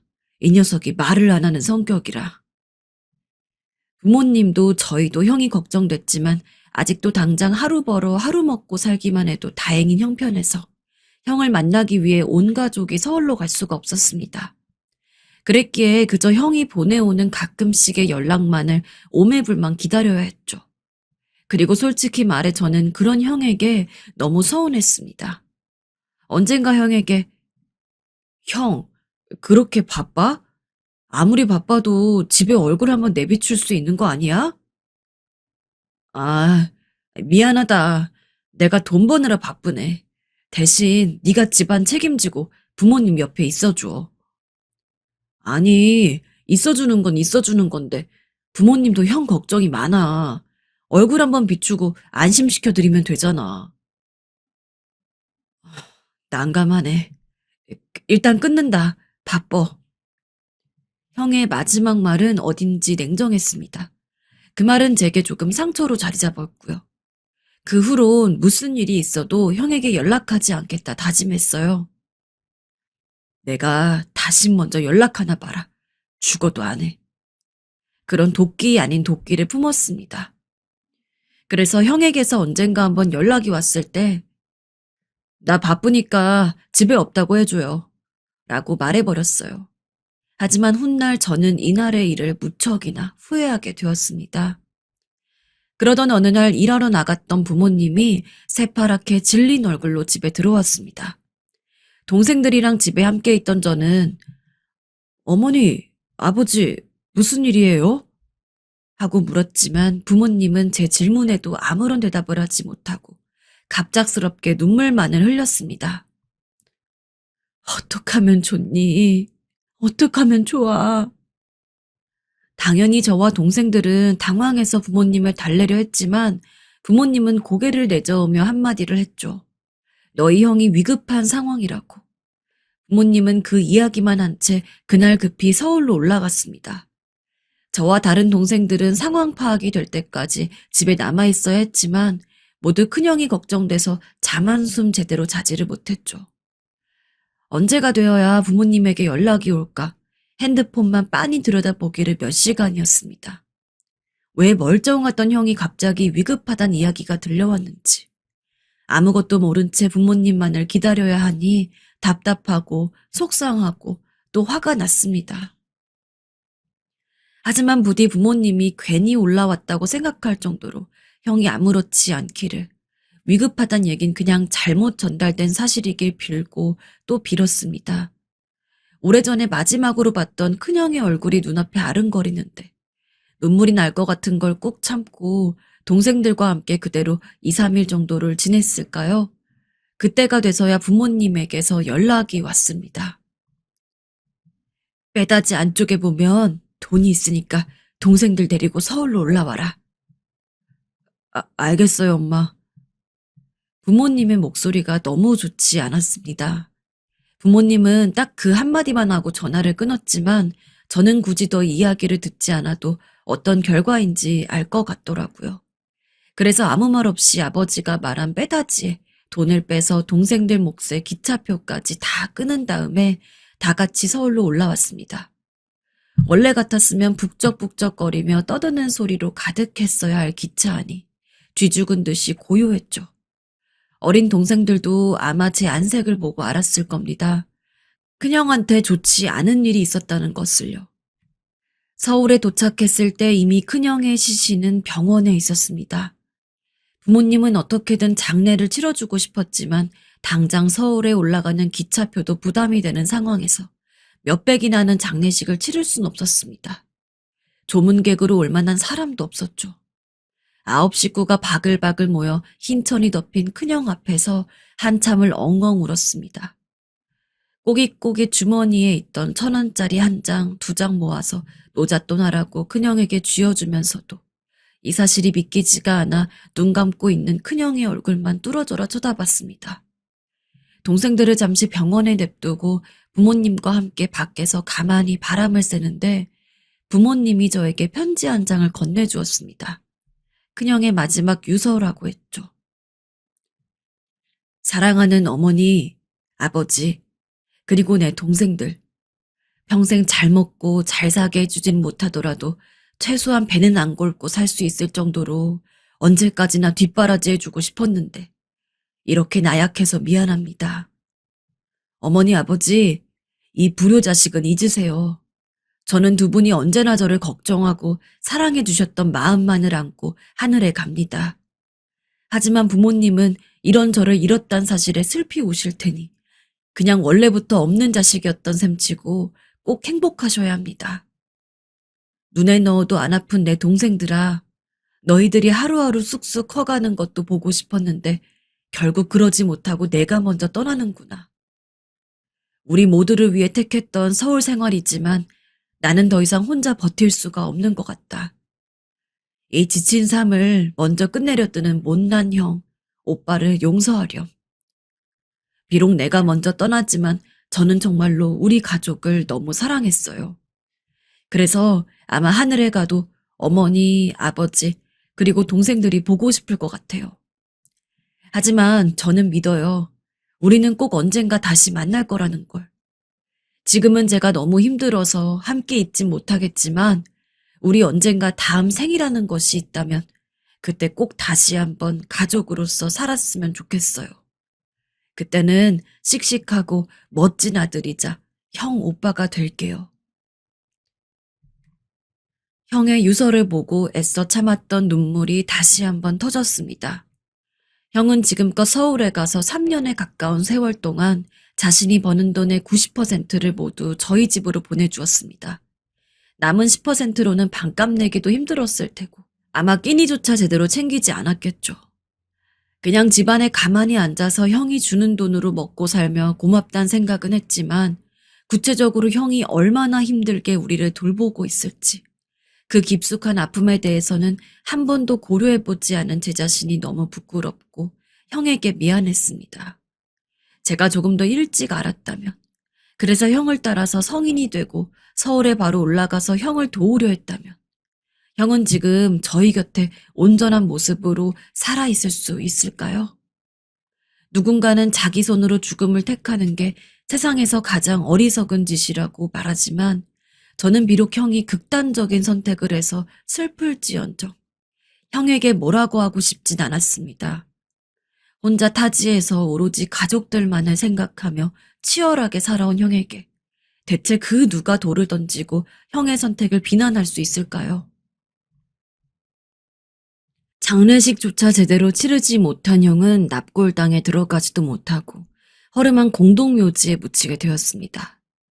사실 형이 죽은 사실만큼 슬펐던 것이 바로 형을 고향 근처에 묻어주지도 못했다는 거였습니다.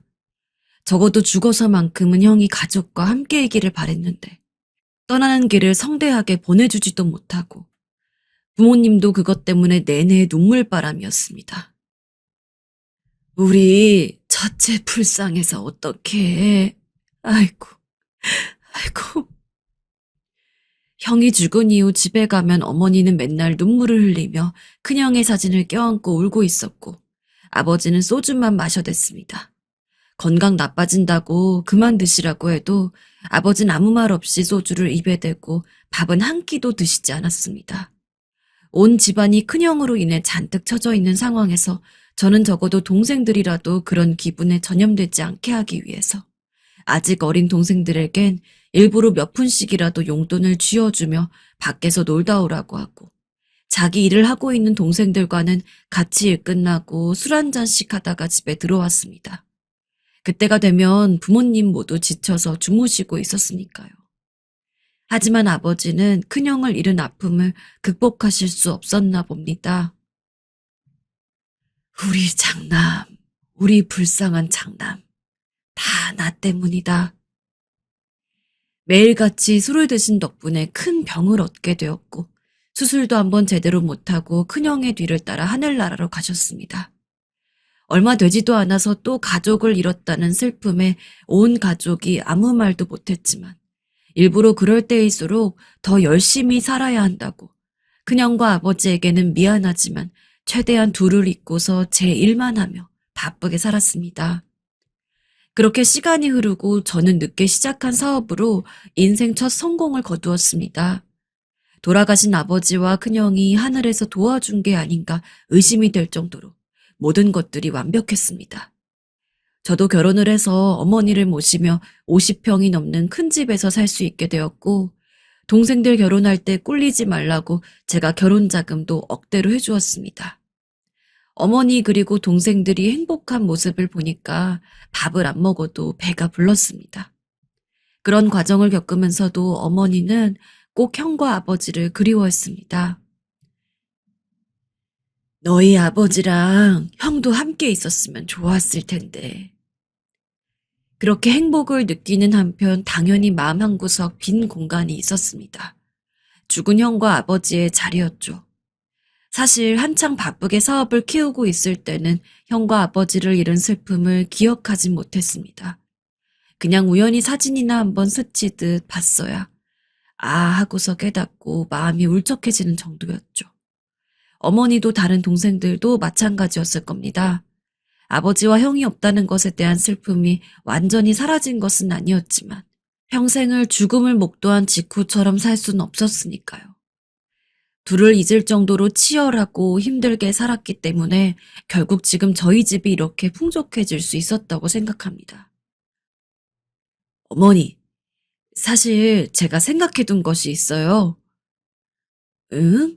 생각해둔 거? 네, 오래전부터요.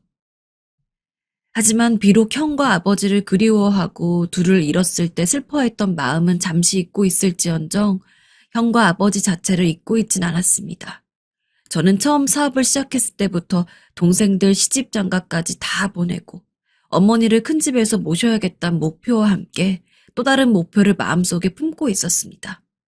바로 돈이 없어 제대로 장례도 치르지 못하고 고향에서 멀리 떨어진 낡은 공동묘지에 묻힌 형을 고향으로 모시고 오겠다는 거였죠.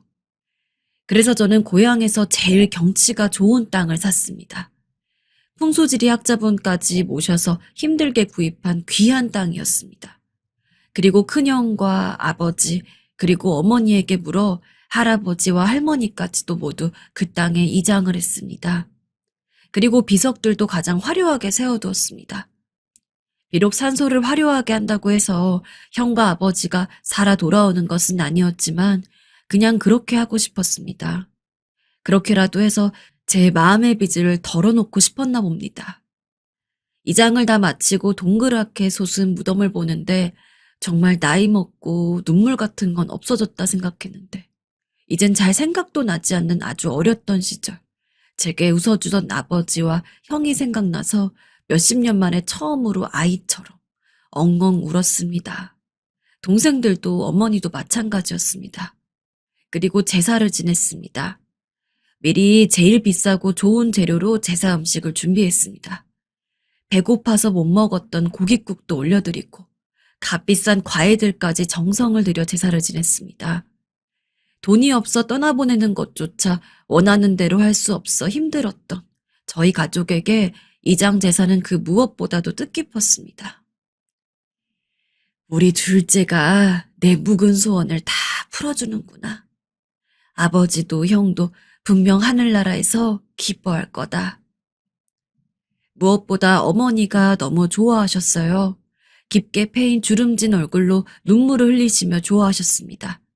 이게 뭐라고 이렇게 긴 시간을 돌아 왔는지 늙은 노모 앞에서 다시 한번 오열하고 말았습니다. 제 모습을 보고 어머니가 주름진 손으로 눈물을 닦아주었습니다. 이제까지 장남 노릇하느라 고생했다. 많이 힘들었지? 그 말 한마디에 그간의 고생이 모두 보상받는 듯한 느낌이 들었습니다. 어느새 동생들도 고생 많았다며 저를 안아주었고, 우리 가족들의 눈물은 한동안 계속되었습니다. 제사까지 치르고 나니 제 인생의 가장 큰 숙원을 해결한 듯한 느낌이었습니다.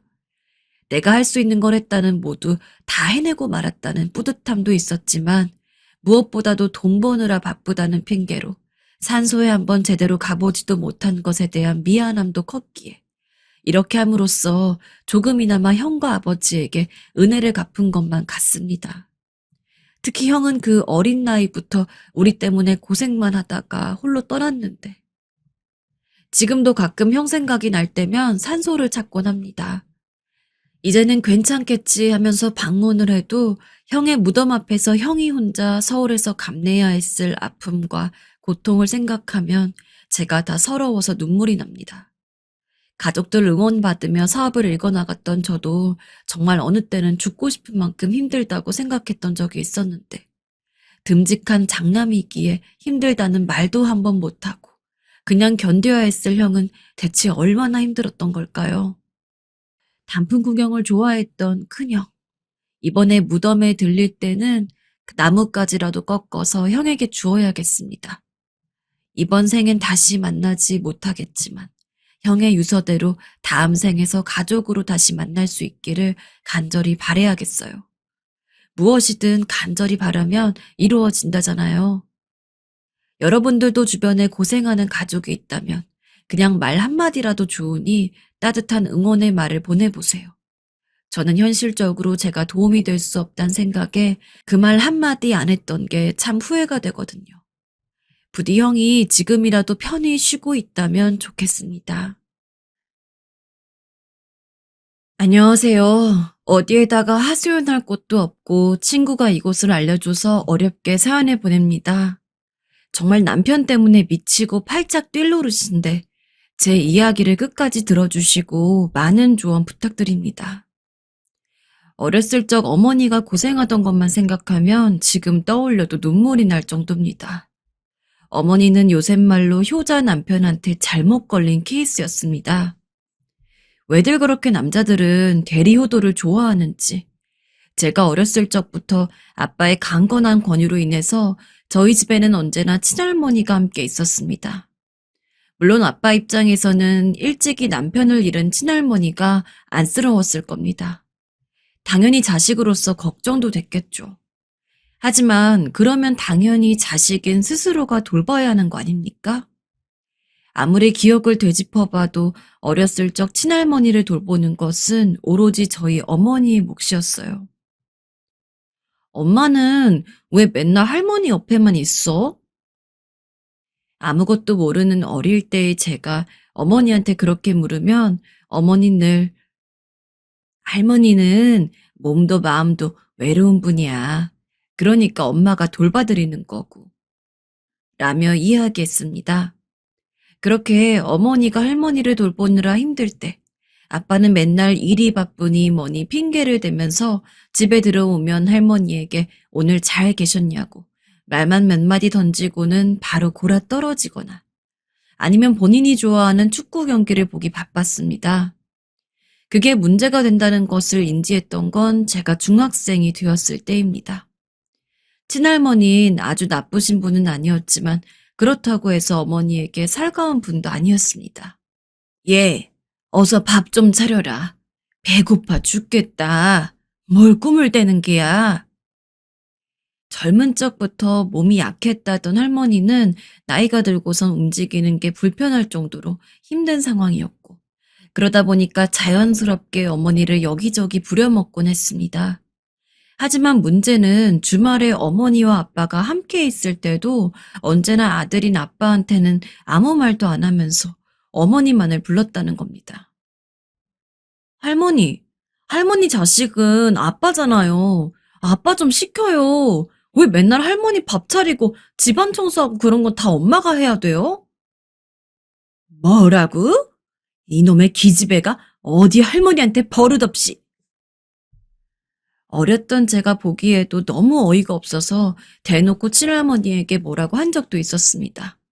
그리고 당연히 그날 집안이 뒤집어졌죠. 어머니도 할머니한테 그게 무슨 말버릇이냐며 저를 혼냈고, 아빠와 할머니 역시 어린 게 발랑 까졌다느니, 기집애가 못하는 말이 없다느니 하면서 저를 뭐라고 하기 바빴습니다. 물론 지금 저희 세대 역시 며느리로서 시부모를 돌보는 게 어느 정도는 당연시 되곤 했습니다. 요즘 젊은 친구들이야 그런 일 안 하겠지만요. 하지만 저는 그때부터 이미 왜 며느리만이 꼭 시부모를 모셔야 하는지에 대한 의문을 가지고 있었습니다. 모시는 건 좋지만 그러면 당연히 자식과 며느리가 같이 모셔야 하는 건데. 엄마도 엄마 인생 좀 살아요. 언제까지 친할머니 돌보려 그래? 솔직히 친할머니 그렇게 아프신데 아빠가 손 놓고 있다는 것도 웃겨. 그런 말 하지 마라. 너희 아빠가 바쁘고 힘드니까 그렇지. 엄마는 괜찮아. 시간이 갈수록 할머니의 몸은 더 약해져 갔습니다. 그럴수록 어머니 역시 더욱 힘들어져 갔죠. 매일매일 안색이 파리해지는 어머니가 걱정이 되어서 제가 일부러 쓴소리를 한 적도 있었습니다. 하지만 아무리 이야기를 해도 어머닌 그저 괜찮다며 자기가 할 수 있다며 그런 저를 말렸죠. 아무리 엄마가 괜찮다고 하지만 저로서는 이해가 가지 않았습니다. 만약에 어머니가 할머니 돌보는데 시간을 뺏기지 않았다면 쉬는 것도 훨씬 많이 쉴 수 있었을 테고 조금 더 여유 있게 사는 게 가능했을 텐데 차라리 어머니가 집에서 집안일만 하는 전업주부고 돈을 아빠가 벌어오면 또 몰랐을 겁니다. 하지만 당시 대부분의 월급을 아빠가 벌어오는 것은 맞았지만 어머니 역시 주방일 등을 하며 작은아끼나마 생활비를 벌고 있는 상황이었습니다. 조금 크고 나서부터는 제가 옆에서 어머니를 도와드리곤 했지만 여전히 왜 친할머니를 아빠는 돌보지 않는가에 대한 의문은 가시지 않았습니다. 중학교를 지나고 고등학교를 지나고 제가 대학교 2학년이 됐을 때 드디어 어머니의 고생은 막을 내립니다. 할머니가 돌아가셨기 때문이었습니다. 저한테는 나쁘지 않은 분이었긴 해도 워낙 어머니 고생시킨 걸 봐왔던지라 생각했던 것보다 많이 슬프진 않았습니다. 어머니는 슬퍼 보였지만 후련해 보이는 감이 더 컸습니다. 단언컨대 그럴만합니다. 할머니가 돌아가시기 전 약 2년 동안 어머니는 아마 그간 고생해 온 것보다 훨씬 더 힘들었을 테니까요. 그때쯤 되니 할머니가 병이 생겨서 어머닌 할머니의 똥오줌까지 다 받아줘야 했고 거의 무슨 전문 간병인이나 할 것 같은 병수발을 들어야 했습니다. 그런 과정을 보고 자라서인지 저는 아빠를 그리 좋아하지 않았습니다. 아무리 봐도 아빠가 옆에서 할머니 병수발을 도와줬다면 어머니는 훨씬 더 편한 마음으로 힘들지 않게 할머니를 도울 수 있을 것 같았거든요. 할머니 돌아가시고 3일간 장례식을 한 뒤 집에 오는데 분명히 하늘나라에 간 건 할머니거늘 어머니가 더 당장 죽을 것 같은 얼굴을 하고 있었습니다. 분명히 젊고 예뻤던 어머니가 결혼을 하고 나서 할머니 돌보느라 자기 인생 없이 힘들게 살았던 시간들이 마치 제가 그렇게 지낸 것처럼 마음이 아프더라고요. 그리고 그 모습을 보면서 다짐을 했습니다. 내가 나중에 결혼을 하면 절대 효자 남편은 안 만날 거라고. 혹시나 효자 남편을 만난다고 하더라도 내가 나서서 시부모 모시고 살진 않을 거라고요. 사실 부모님 모습을 봐오다 보니까 결혼이란 것을 꼭 해야 한다고 생각하진 않았습니다. 물론 부모님이야 빨리 결혼을 해라, 얼른 결혼해서 아이 낳고 해야지 안정된 가족을 이룰 수 있다며 제가 얼른 결혼하기를 바라셨지만 뭐 마땅한 사람이 없기도 했고 무엇보다도 터무니없이 아무나 결혼할 수 없는 거니까 나름대로도 좋은 사람이 있어야 결혼을 하든 말든 고려라도 해볼 텐데 남자친구를 사귀어도 그렇게 오래 간 적이 없었습니다. 또 헤어졌어? 너는 어떻게 남자친구를 사귈 때마다 이렇게 금방 헤어지니? 이유야 뻔하지 뭐. 알잖아. 이별이 빠른 이유는 간단했습니다. 남자들이 죄다 저랑 사귄 지 얼마 되지도 않아서 은근슬쩍 결혼 이야기를 꺼내며 이제 우리 결혼하자. 부모님 먼저 뵈러 갈까? 라며 혼자 북치고 장구치고 하는데 어떻게 그런 사람들이랑 오래 만나겠습니까? 애초에 결혼 생각도 크게 없었기에 떡 줄 사람은 생각지도 않는 발언이긴 했지만 아무리 그 남자랑 결혼하지 않을 거라고 하더라도 애초에 결혼을 쉽게 생각하는 그런 마음을 가지고 있는 사람과 길게 인연을 이어가고 싶지가 않았습니다. 그러나 이 모든 이야기를 어머니에게 자세히 할 수는 없었기에 그냥 성격이 안 맞아서 취향이 나랑 달라서라며 언제나 핑계를 댔죠. 그러다 만나게 된 것이 지금의 남편이었습니다. 남편은 제가 사귄 남자들 중에서 처음으로 섣불리 결혼 이야기를 꺼내지도 않았으며 부모님에 대한 효심을 깊게 드러내는 말도 한 적이 없었습니다. 결혼을 하게 된다면 이런 남자랑 하면 좋겠다라는 생각이 자연스럽게 들더라고요. 누구랑 사귀기만 하면 얼마 안 가서 금방 헤어지던 제가 오랜만에 반년 이상 만나는 남자가 생기자 어머니는 내심 이제 우리 딸이 결혼하려나? 하면서 저의 결혼 소식을 기다렸습니다. 물론 저도 좋은 사람 만나면 결혼을 할 생각이 있었기에 지금의 남편과 조금 더 만나게 되면 정말 진지하게 이후의 관계까지 생각해 봐야겠다 싶었지만 그래도 저에게는 확신이 필요했습니다. 분명 그런 이야기 일절 없이 결혼을 했는데도 불구하고 막상 결혼하고 나면 손바닥 뒤집듯이 바뀌는 경우도 있었으니까요. 나는 옛날부터 우리 엄마가 친할머니 모시느라 힘들어하는 것만 봤거든? 그래서 나는 절대로 그렇게는 안 살 거야. 반대로 당신한테 우리 부모님 수발 들어달라고 부탁하지도 않을 거고. 우리 부모님은 딸인 내가 챙길 거고, 반대로 당신도 당신 부모님은 스스로가 챙겼으면 해. 당신을 좋아하고 당신이랑 결혼하면 괜찮을 것 같다고 생각하고 있지만 이 부분이 나랑 맞지 않으면 난 솔직히 지금 관계를 더 이어가는 것도 힘들 것 같아. 직설적이라면 직설적이었을 겁니다. 하지만 괜히 돌려 말하면서 어줍지 않은 기대를 품게 하고 싶지도 않았습니다. 그리고 애초에 저의 이런 말에 화를 내면서 관계를 끊을 사람이면 빨리 끊어내는 게 저로서도 좋은 일이었으니까요. 하지만 이런 제 말에도 남편은 화를 내지 않았습니다. 오히려 화는커녕 맞는 말이라며 자기도 그렇게 생각한다고 했죠. 그런 확답까지 듣고 나니까 결혼을 더 미루기가 힘들었습니다.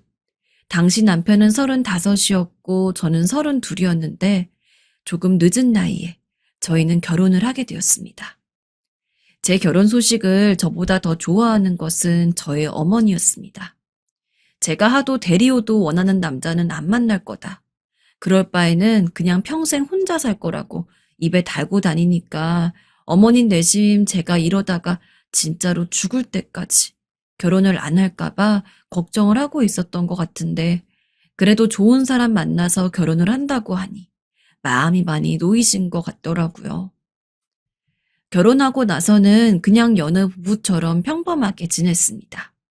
저희끼리 신혼집을 따로 얻어서 살았고 명절과 생신 때마다 친정집에 그리고 시댁에 갔죠. 하지만 그렇다고 해서 시집살이가 없었냐면 그건 또 아닙니다. 따로 살긴 했지만 시어머니는 이것 좀 너무한 거 아닌가 싶을 정도로 저희 집에 오는 경우가 많았습니다. 그리고 집에 오지 않을 때는 늘 전화를 해서는 우리 아들이 갈비찜 좋아하는 거 알지? 내일은 오랜만에 몸보심 좀 시켜라. 예전에 너 없을 때 집에 갔더니 냉장고가 아주 말이 아니던데. 너 우리 아들 식단 제대로 먹이고 있는 거니? 라며 정말 귀에 못이 박히도록 남편 챙기란 이야기를 하시더군요.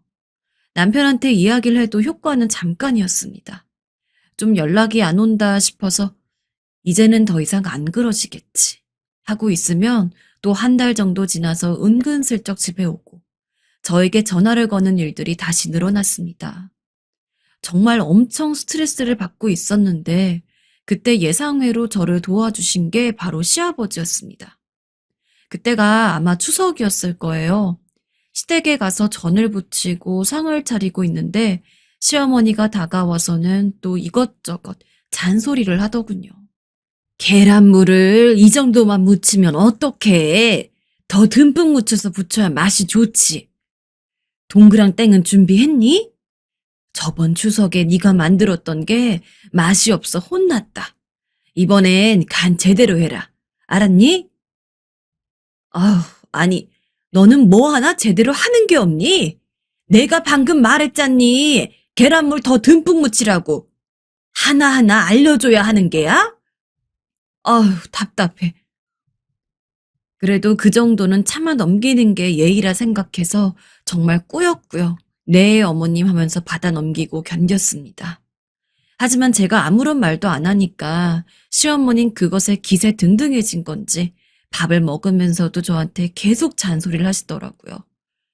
뭐 제 요리 실력을 보면 우리 아들이 밥이나 잘 챙겨 먹는지 걱정이 된다느니 이래서 반찬이며 뭐며 해가지고 가져가는 건데 아주 한번 들리면 시어미를 잡아먹을 듯이 군다느니 저도 성격이 없는 것도 아니고 그런 식으로 부당하게 시어머니가 저한테 잔소리하고 뭐라고 하는 건 더 이상 참아 넘길 수가 없었습니다. 어머님, 죄송한 말씀이지만 저희 집은 제가 알아서 잘하고 있어요. 어머니가 말씀하시는 것도 한두 번이야 조언이라고 생각하고 감사히 받아들이지. 일주일에 두세 번도 넘게 오시고 심지어 제가 없을 때 와가지고 제 짐도 막 건드리시고 그러는데 아무리 남이 아니라 어머님이라고 해도 그거는 예의가 아니죠. 방문을 하실 거면 애초에 남편이랑 저한테 모두 얘기를 해야 되는데 어떤 땐 남편한테만 이야기하고 어떤 땐 말도 없이 오시고 제가 어떻게 안 불편할 수가 있어요. 당연히 혼날 거 각오하고 던진 말이었습니다. 시어머니는 어리 빠진 듯 어버버하면서 절 손가락질하고 온기 가득했던 밥상 앞이 진짜 한순간은 쎄해지는 기분이 느껴졌죠. 순간 이번만 더 참을 걸 그랬나? 하고 후회가 됐지만 언젠간 한 번 정도 이야기를 했어야 할 것만 같은 말이었기에 일부러 더 당당하게 앉아 있었습니다. 그리고 시어머니는 역시나 뭐라고? 예의가 아니라고? 너 시애미한테 그게 무슨 말버릇이냐? 가정교육을 그따위로 배웠어? 하면서 노발대발했습니다. 그런데 그러던 중 시아버지가 잠깐 손을 들으며 대화의 흐름을 끊더니 말씀하셨죠. 시어머니를 무섭게 보시며 말입니다. 당신 요새 뺀질나게 밖을 들락날락거린다 했더니 잘 살고 있는 애들 집에 갔다 온 거였어? 내가 그런 것 좀 하지 말랬잖아. 아니 왜 그렇게 거길 드나드는 거야? 며느리가 그럼 편하겠어? 하긴 나한테 들켰으면 내가 진즉하지 말라 했을 텐데. 며느라가 미안하다. 내가 앞으로 잘 단속하마. 남편에게는 먼저 결혼한 형이 하나 있었는데 알고 보니까 남편이 저와 결혼하기 전에는 시어머니가 형네 집에 들락거리며 저한테 하는 것과 똑같이 그쪽 며느리에게 뭐라고 했나 봅니다. 그걸 알게 된 시아버지가 길길이 날뛰어서 시어머니는 더 이상 이전처럼 잔소리를 하거나 시집살이 시키지 못했는데 마침 제가 남편과 결혼을 했으니 옳다구나 하고 그 모든 것들이 저에게 집중이 된 것이죠. 시아버지가 음성을 높이니 시어머니는 꿀먹은 벙어리가 돼서 아무 말도 못하고 있었습니다. 아버지, 그 정도로만 하세요. 라고 남편이 조용히 이야기를 했으나 시아버지는 오히려 너는 너네 엄마가 그런 줄 알았으면 네 아내 생각해서라도 먼저 나서서 그러지 좀 말라고 해야 되는 거 아니야? 남편이 돼가지고 아내가 의지도 못하겠다. 오히려 너보다는 네 아내가 더 강단이 있어 보이네. 앞으로 또 네 엄마가 그러는데 너 제대로 못 말하면 그때는 내가 가만히 안 있을 줄 알아라. 라며 제 편을 들어줬습니다. 얼마나 어깨가 으쓱거리는지 밥 먹는 내내 기쁨의 웃음 때문에 광대가 올라가서 참느라 죽는 줄 알았습니다. 그에 반해 시어머니와 남편은 잔뜩 풀이 죽은 얼굴이었고요. 식사를 다 하고 상을 치우면서 슬쩍 시아버지에게 다가가 감사하다고 하니까 시아버지는 제 어깨를 툭툭 두드리면서 앞으로 또 이런 일 있으면 그때는 나한테 이야기해라. 내가 다 막아줄 테니까. 라며 다시 한번 위로해 주었습니다. 그나마 시댁 식구들 만나는 게 아주 힘들지 않았던 이유는 전부 시아버지가 있었기 때문입니다. 정말로 시아버지 아니었으면 시어머니의 그 집착에 가까운 시집살이 어떻게 견뎠을지, 아마 제 성질을 못 이겨서 결국 남편이랑 이혼하는 것까지 고려해 봤을 것 같습니다. 그리고 시아버지에게 내심 무척 감사했습니다. 그래서 일부러 아버님 좋아하시는 것들을 사다 드리거나 몰래 전달해 드리는 식으로 감사함을 표현하곤 했죠. 아무튼 그날 이후 시어머니는 절대 이전과 같은 간섭을 제게 하지 않았습니다. 덕분에 저의 결혼 생활은 그 어느 때보다도 평온했죠. 오로지 남편과 저, 그리고 이후 나온 자식만 생각하면 되니 사는 게 힘들어도 그럭저럭 버틸만 했습니다. 하지만 참 사람의 인연이 왜 그리 모질게 짧은 건지, 시아버지께서 어느 날 갑자기 암 진단을 받으시더니 너무나 빠르게 세상을 떠나버리셨습니다. 여보, 우리 아빠 어떡하면 좋아? 남편도 슬픔을 숨기지 못하고 너무나 허망해했습니다. 저 또한 시아버지가 돌아가셨을 때만큼은 정말 펑펑 울었던 것 같습니다. 20년 넘게 결혼 생활을 지속하면서 때로는 남편보다도 더 제 편이 되어주셨던 분이 바로 시아버지였으니까요. 너무 갑작스럽게 돌아가신지라 마음의 준비를 할 시간도 없었습니다. 1년에 두세 번 정도만 얼굴을 보는 것이 다였는데 정말 이럴 줄 알았으면 적어도 시아버지만큼은 직접 시간을 내서 한번 만나가지고 며느리로서 식사라도 대접할 걸. 후회가 너무도 짙었지만 이미 돌아가신 시아버지를 앞에 두고 제가 할 수 있는 일은 없었습니다. 엄마가 아빠 돌아가시고 너무 힘들어 하시는 것 같더라. 그리고 시아버지가 돌아가신 이후 남편은 시어머니와 자주 대화를 하는지 종종 저에게 시어머니에 대해서 이야기를 하고는 했습니다. 충분히 그럴 수 있다고 생각했습니다. 며느리인 저 역시 슬프지만 사실 이러한 상황에서 제일 힘든 건 시어머니였으니까요. 그래서 남편한테 당신이 아들이니까 어머님 좀 잘 좀 보살펴드려. 연락도 자주 드리고 라며 이야기했습니다. 하지만 이후에도 계속해서 엄마가 어쨌더라 저쨌더라 하면서 시어머니의 아주 작은 일거수일투족까지 미주알고주알 이야기하니까 뭔가 이상하더라고요. 바라는 게 있나 싶고. 당신 요새 어머님 이야기 되게 많이 꺼낸다. 처음엔 그냥 아버님 돌아가시고 나서 어머님 걱정돼서 그러는 줄 알았는데 솔직히 지금 되게 이상한 거 알아? 당신 나한테 뭐 바라는 거 있어? 제가 그렇게 대놓고 이야기를 꺼내니 남편이 우물쭈물 말했습니다. 사실 엄마가 무릎이 아프고 지금 거동이 힘든 상태라 병원을 다녀야 한다고요. 솔직히 화가 났습니다. 어머님이 아픈 것 때문이 아니라 제가 결과적으로 그 이야기를 먼저 꺼낼 때까지 아무 말도 못하면서 제 눈치만 보고 있던 남편의 행동이 문제였습니다. 결국 병원도 못 가실 상태이니 저희 집에 들어와 살면서 병원을 다녀야 한다는 이야기인데 뭐 한평생 돌봐야 하는 것도 아니고 병원 갈 때 정도야 잠시 머무는 건 남편이 미리 제대로 저한테 이야기만 했으면 저도 충분히 납득을 할 수 있었을 겁니다. 알았어. 병원 다니실 땐 오시라고 해. 대신 병원 다니고 나으시면 바로 댁으로 돌아가시는 게 조건이야. 알겠지? 알았어. 그래도 시아버지가 한번 크게 이야기를 한 이후로 시어머니도 더 이상 저한테 불필요한 연락은 하지 않으셨고, 저도 딱 명절이랑 생신 때만 얼굴을 보니까 예전만큼 시어머니가 밉거나 그렇게 힘들지도 않았습니다.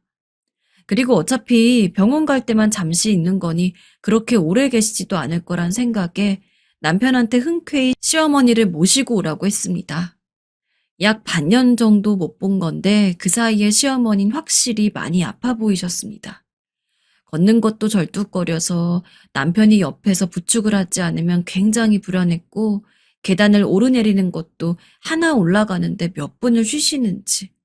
애초에 몸이 안 좋으시단 이야기를 전해 듣고서 오시라고 한 거지만 실제로 보니까 제 생각보다 훨씬 더 힘들어 보이셨습니다. 어머님, 오늘은 저랑 같이 병원 가요. 몸도 아프신데 시아버지 돌아가신 것 때문에 많이 힘드실 것 같아서 그래도 이럴 때만큼은 며느리 노릇해야겠다 싶어 제가 먼저 자진해서 어머니를 모시고 병원에 가기도 하고 그랬습니다. 관절염이 심해진 상황이라고 해서 무릎에 좋은 도가니국도 잔뜩 끓여 드리기도 하고 마사지기며 뭐며 집안에 온통 시어머니에게 좋은 것들만 잔뜩 사두었습니다. 당연히 선의로 한 행동이었습니다. 하지만 몇 달 동안 병원을 다니면서 확실히 처음보다 나아진 시어머닌. 그 이후로도 차일피일 온갖 이유를 대며 집에 가는 것을 미루더니 이제는 아예 눌러 앉으시고 말았습니다. 이제는 병원도 안 가고 그냥 집에만 계시더라고요. 어머니한테 집에 와도 된다고 말씀을 드린 건 오래 있지 않을 거라고 생각했기 때문이었습니다. 근데 하는 행동을 보면 오래 있고 짧게 있고의 문제가 아니라 아예 평생 저희랑 이렇게 사실 것처럼 구는데 저는 죽어도 평생 모시고 살 자신 없었거든요. 시어머니가 그런 제 신념을 다 뒤로 하게 만들 정도로 제게 살갑고 좋은 분도 아니었고요. 당연히 남편한테 가서 이야기했습니다. 어머님이 돌아가실 생각을 안 하는데 당신이 이야기하라고요.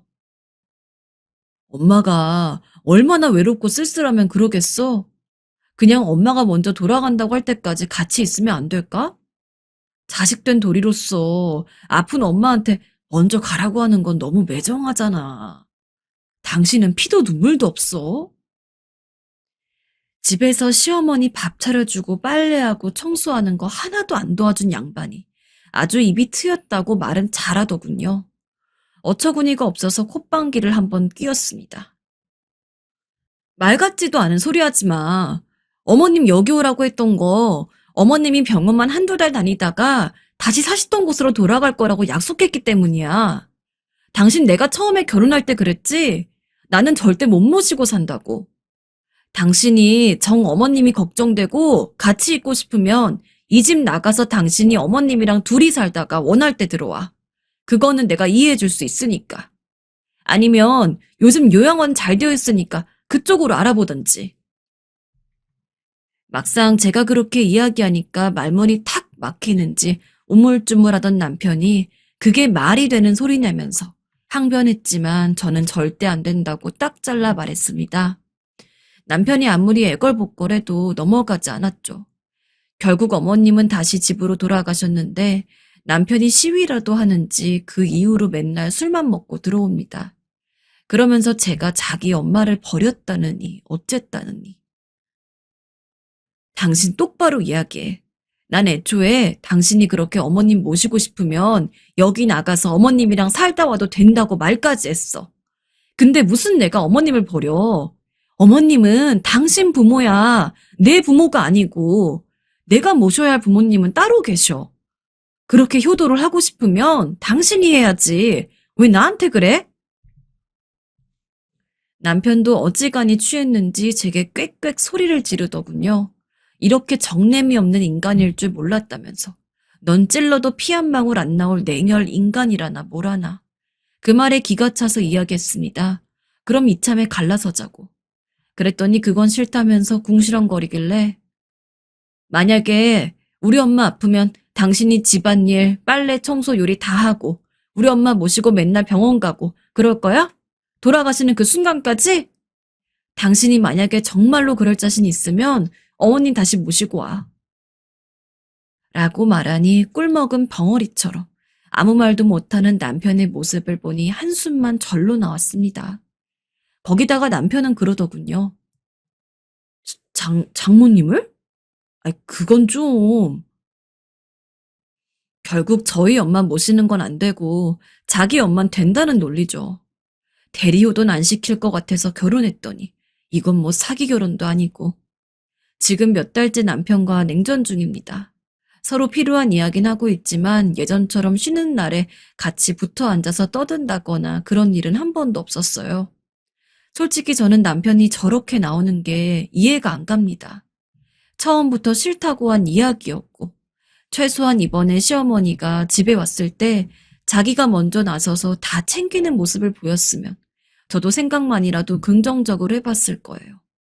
근데 가끔 시어머니 병원 데리고 가는 거 빼고는 전부 저를 시켜놓고서 본인이 뭘 잘했다고 그러는지 친구한테 이 이야기를 했는데 한 친구는 제가 똑부러지다고 그러는데 한 친구는 그래도 가족 됐는데 너무 매정하다고 그럽니다. 제가 나쁜 며느리인 건가요? 친구도 말하길 한 번 모시면 제 인생은 망한 인생일 거라고 합니다. 저도 마찬가지로 생각하고 있고요. 정말 세상 제일 나쁜 며느리가 된 것 같아 억울하고 미치겠습니다.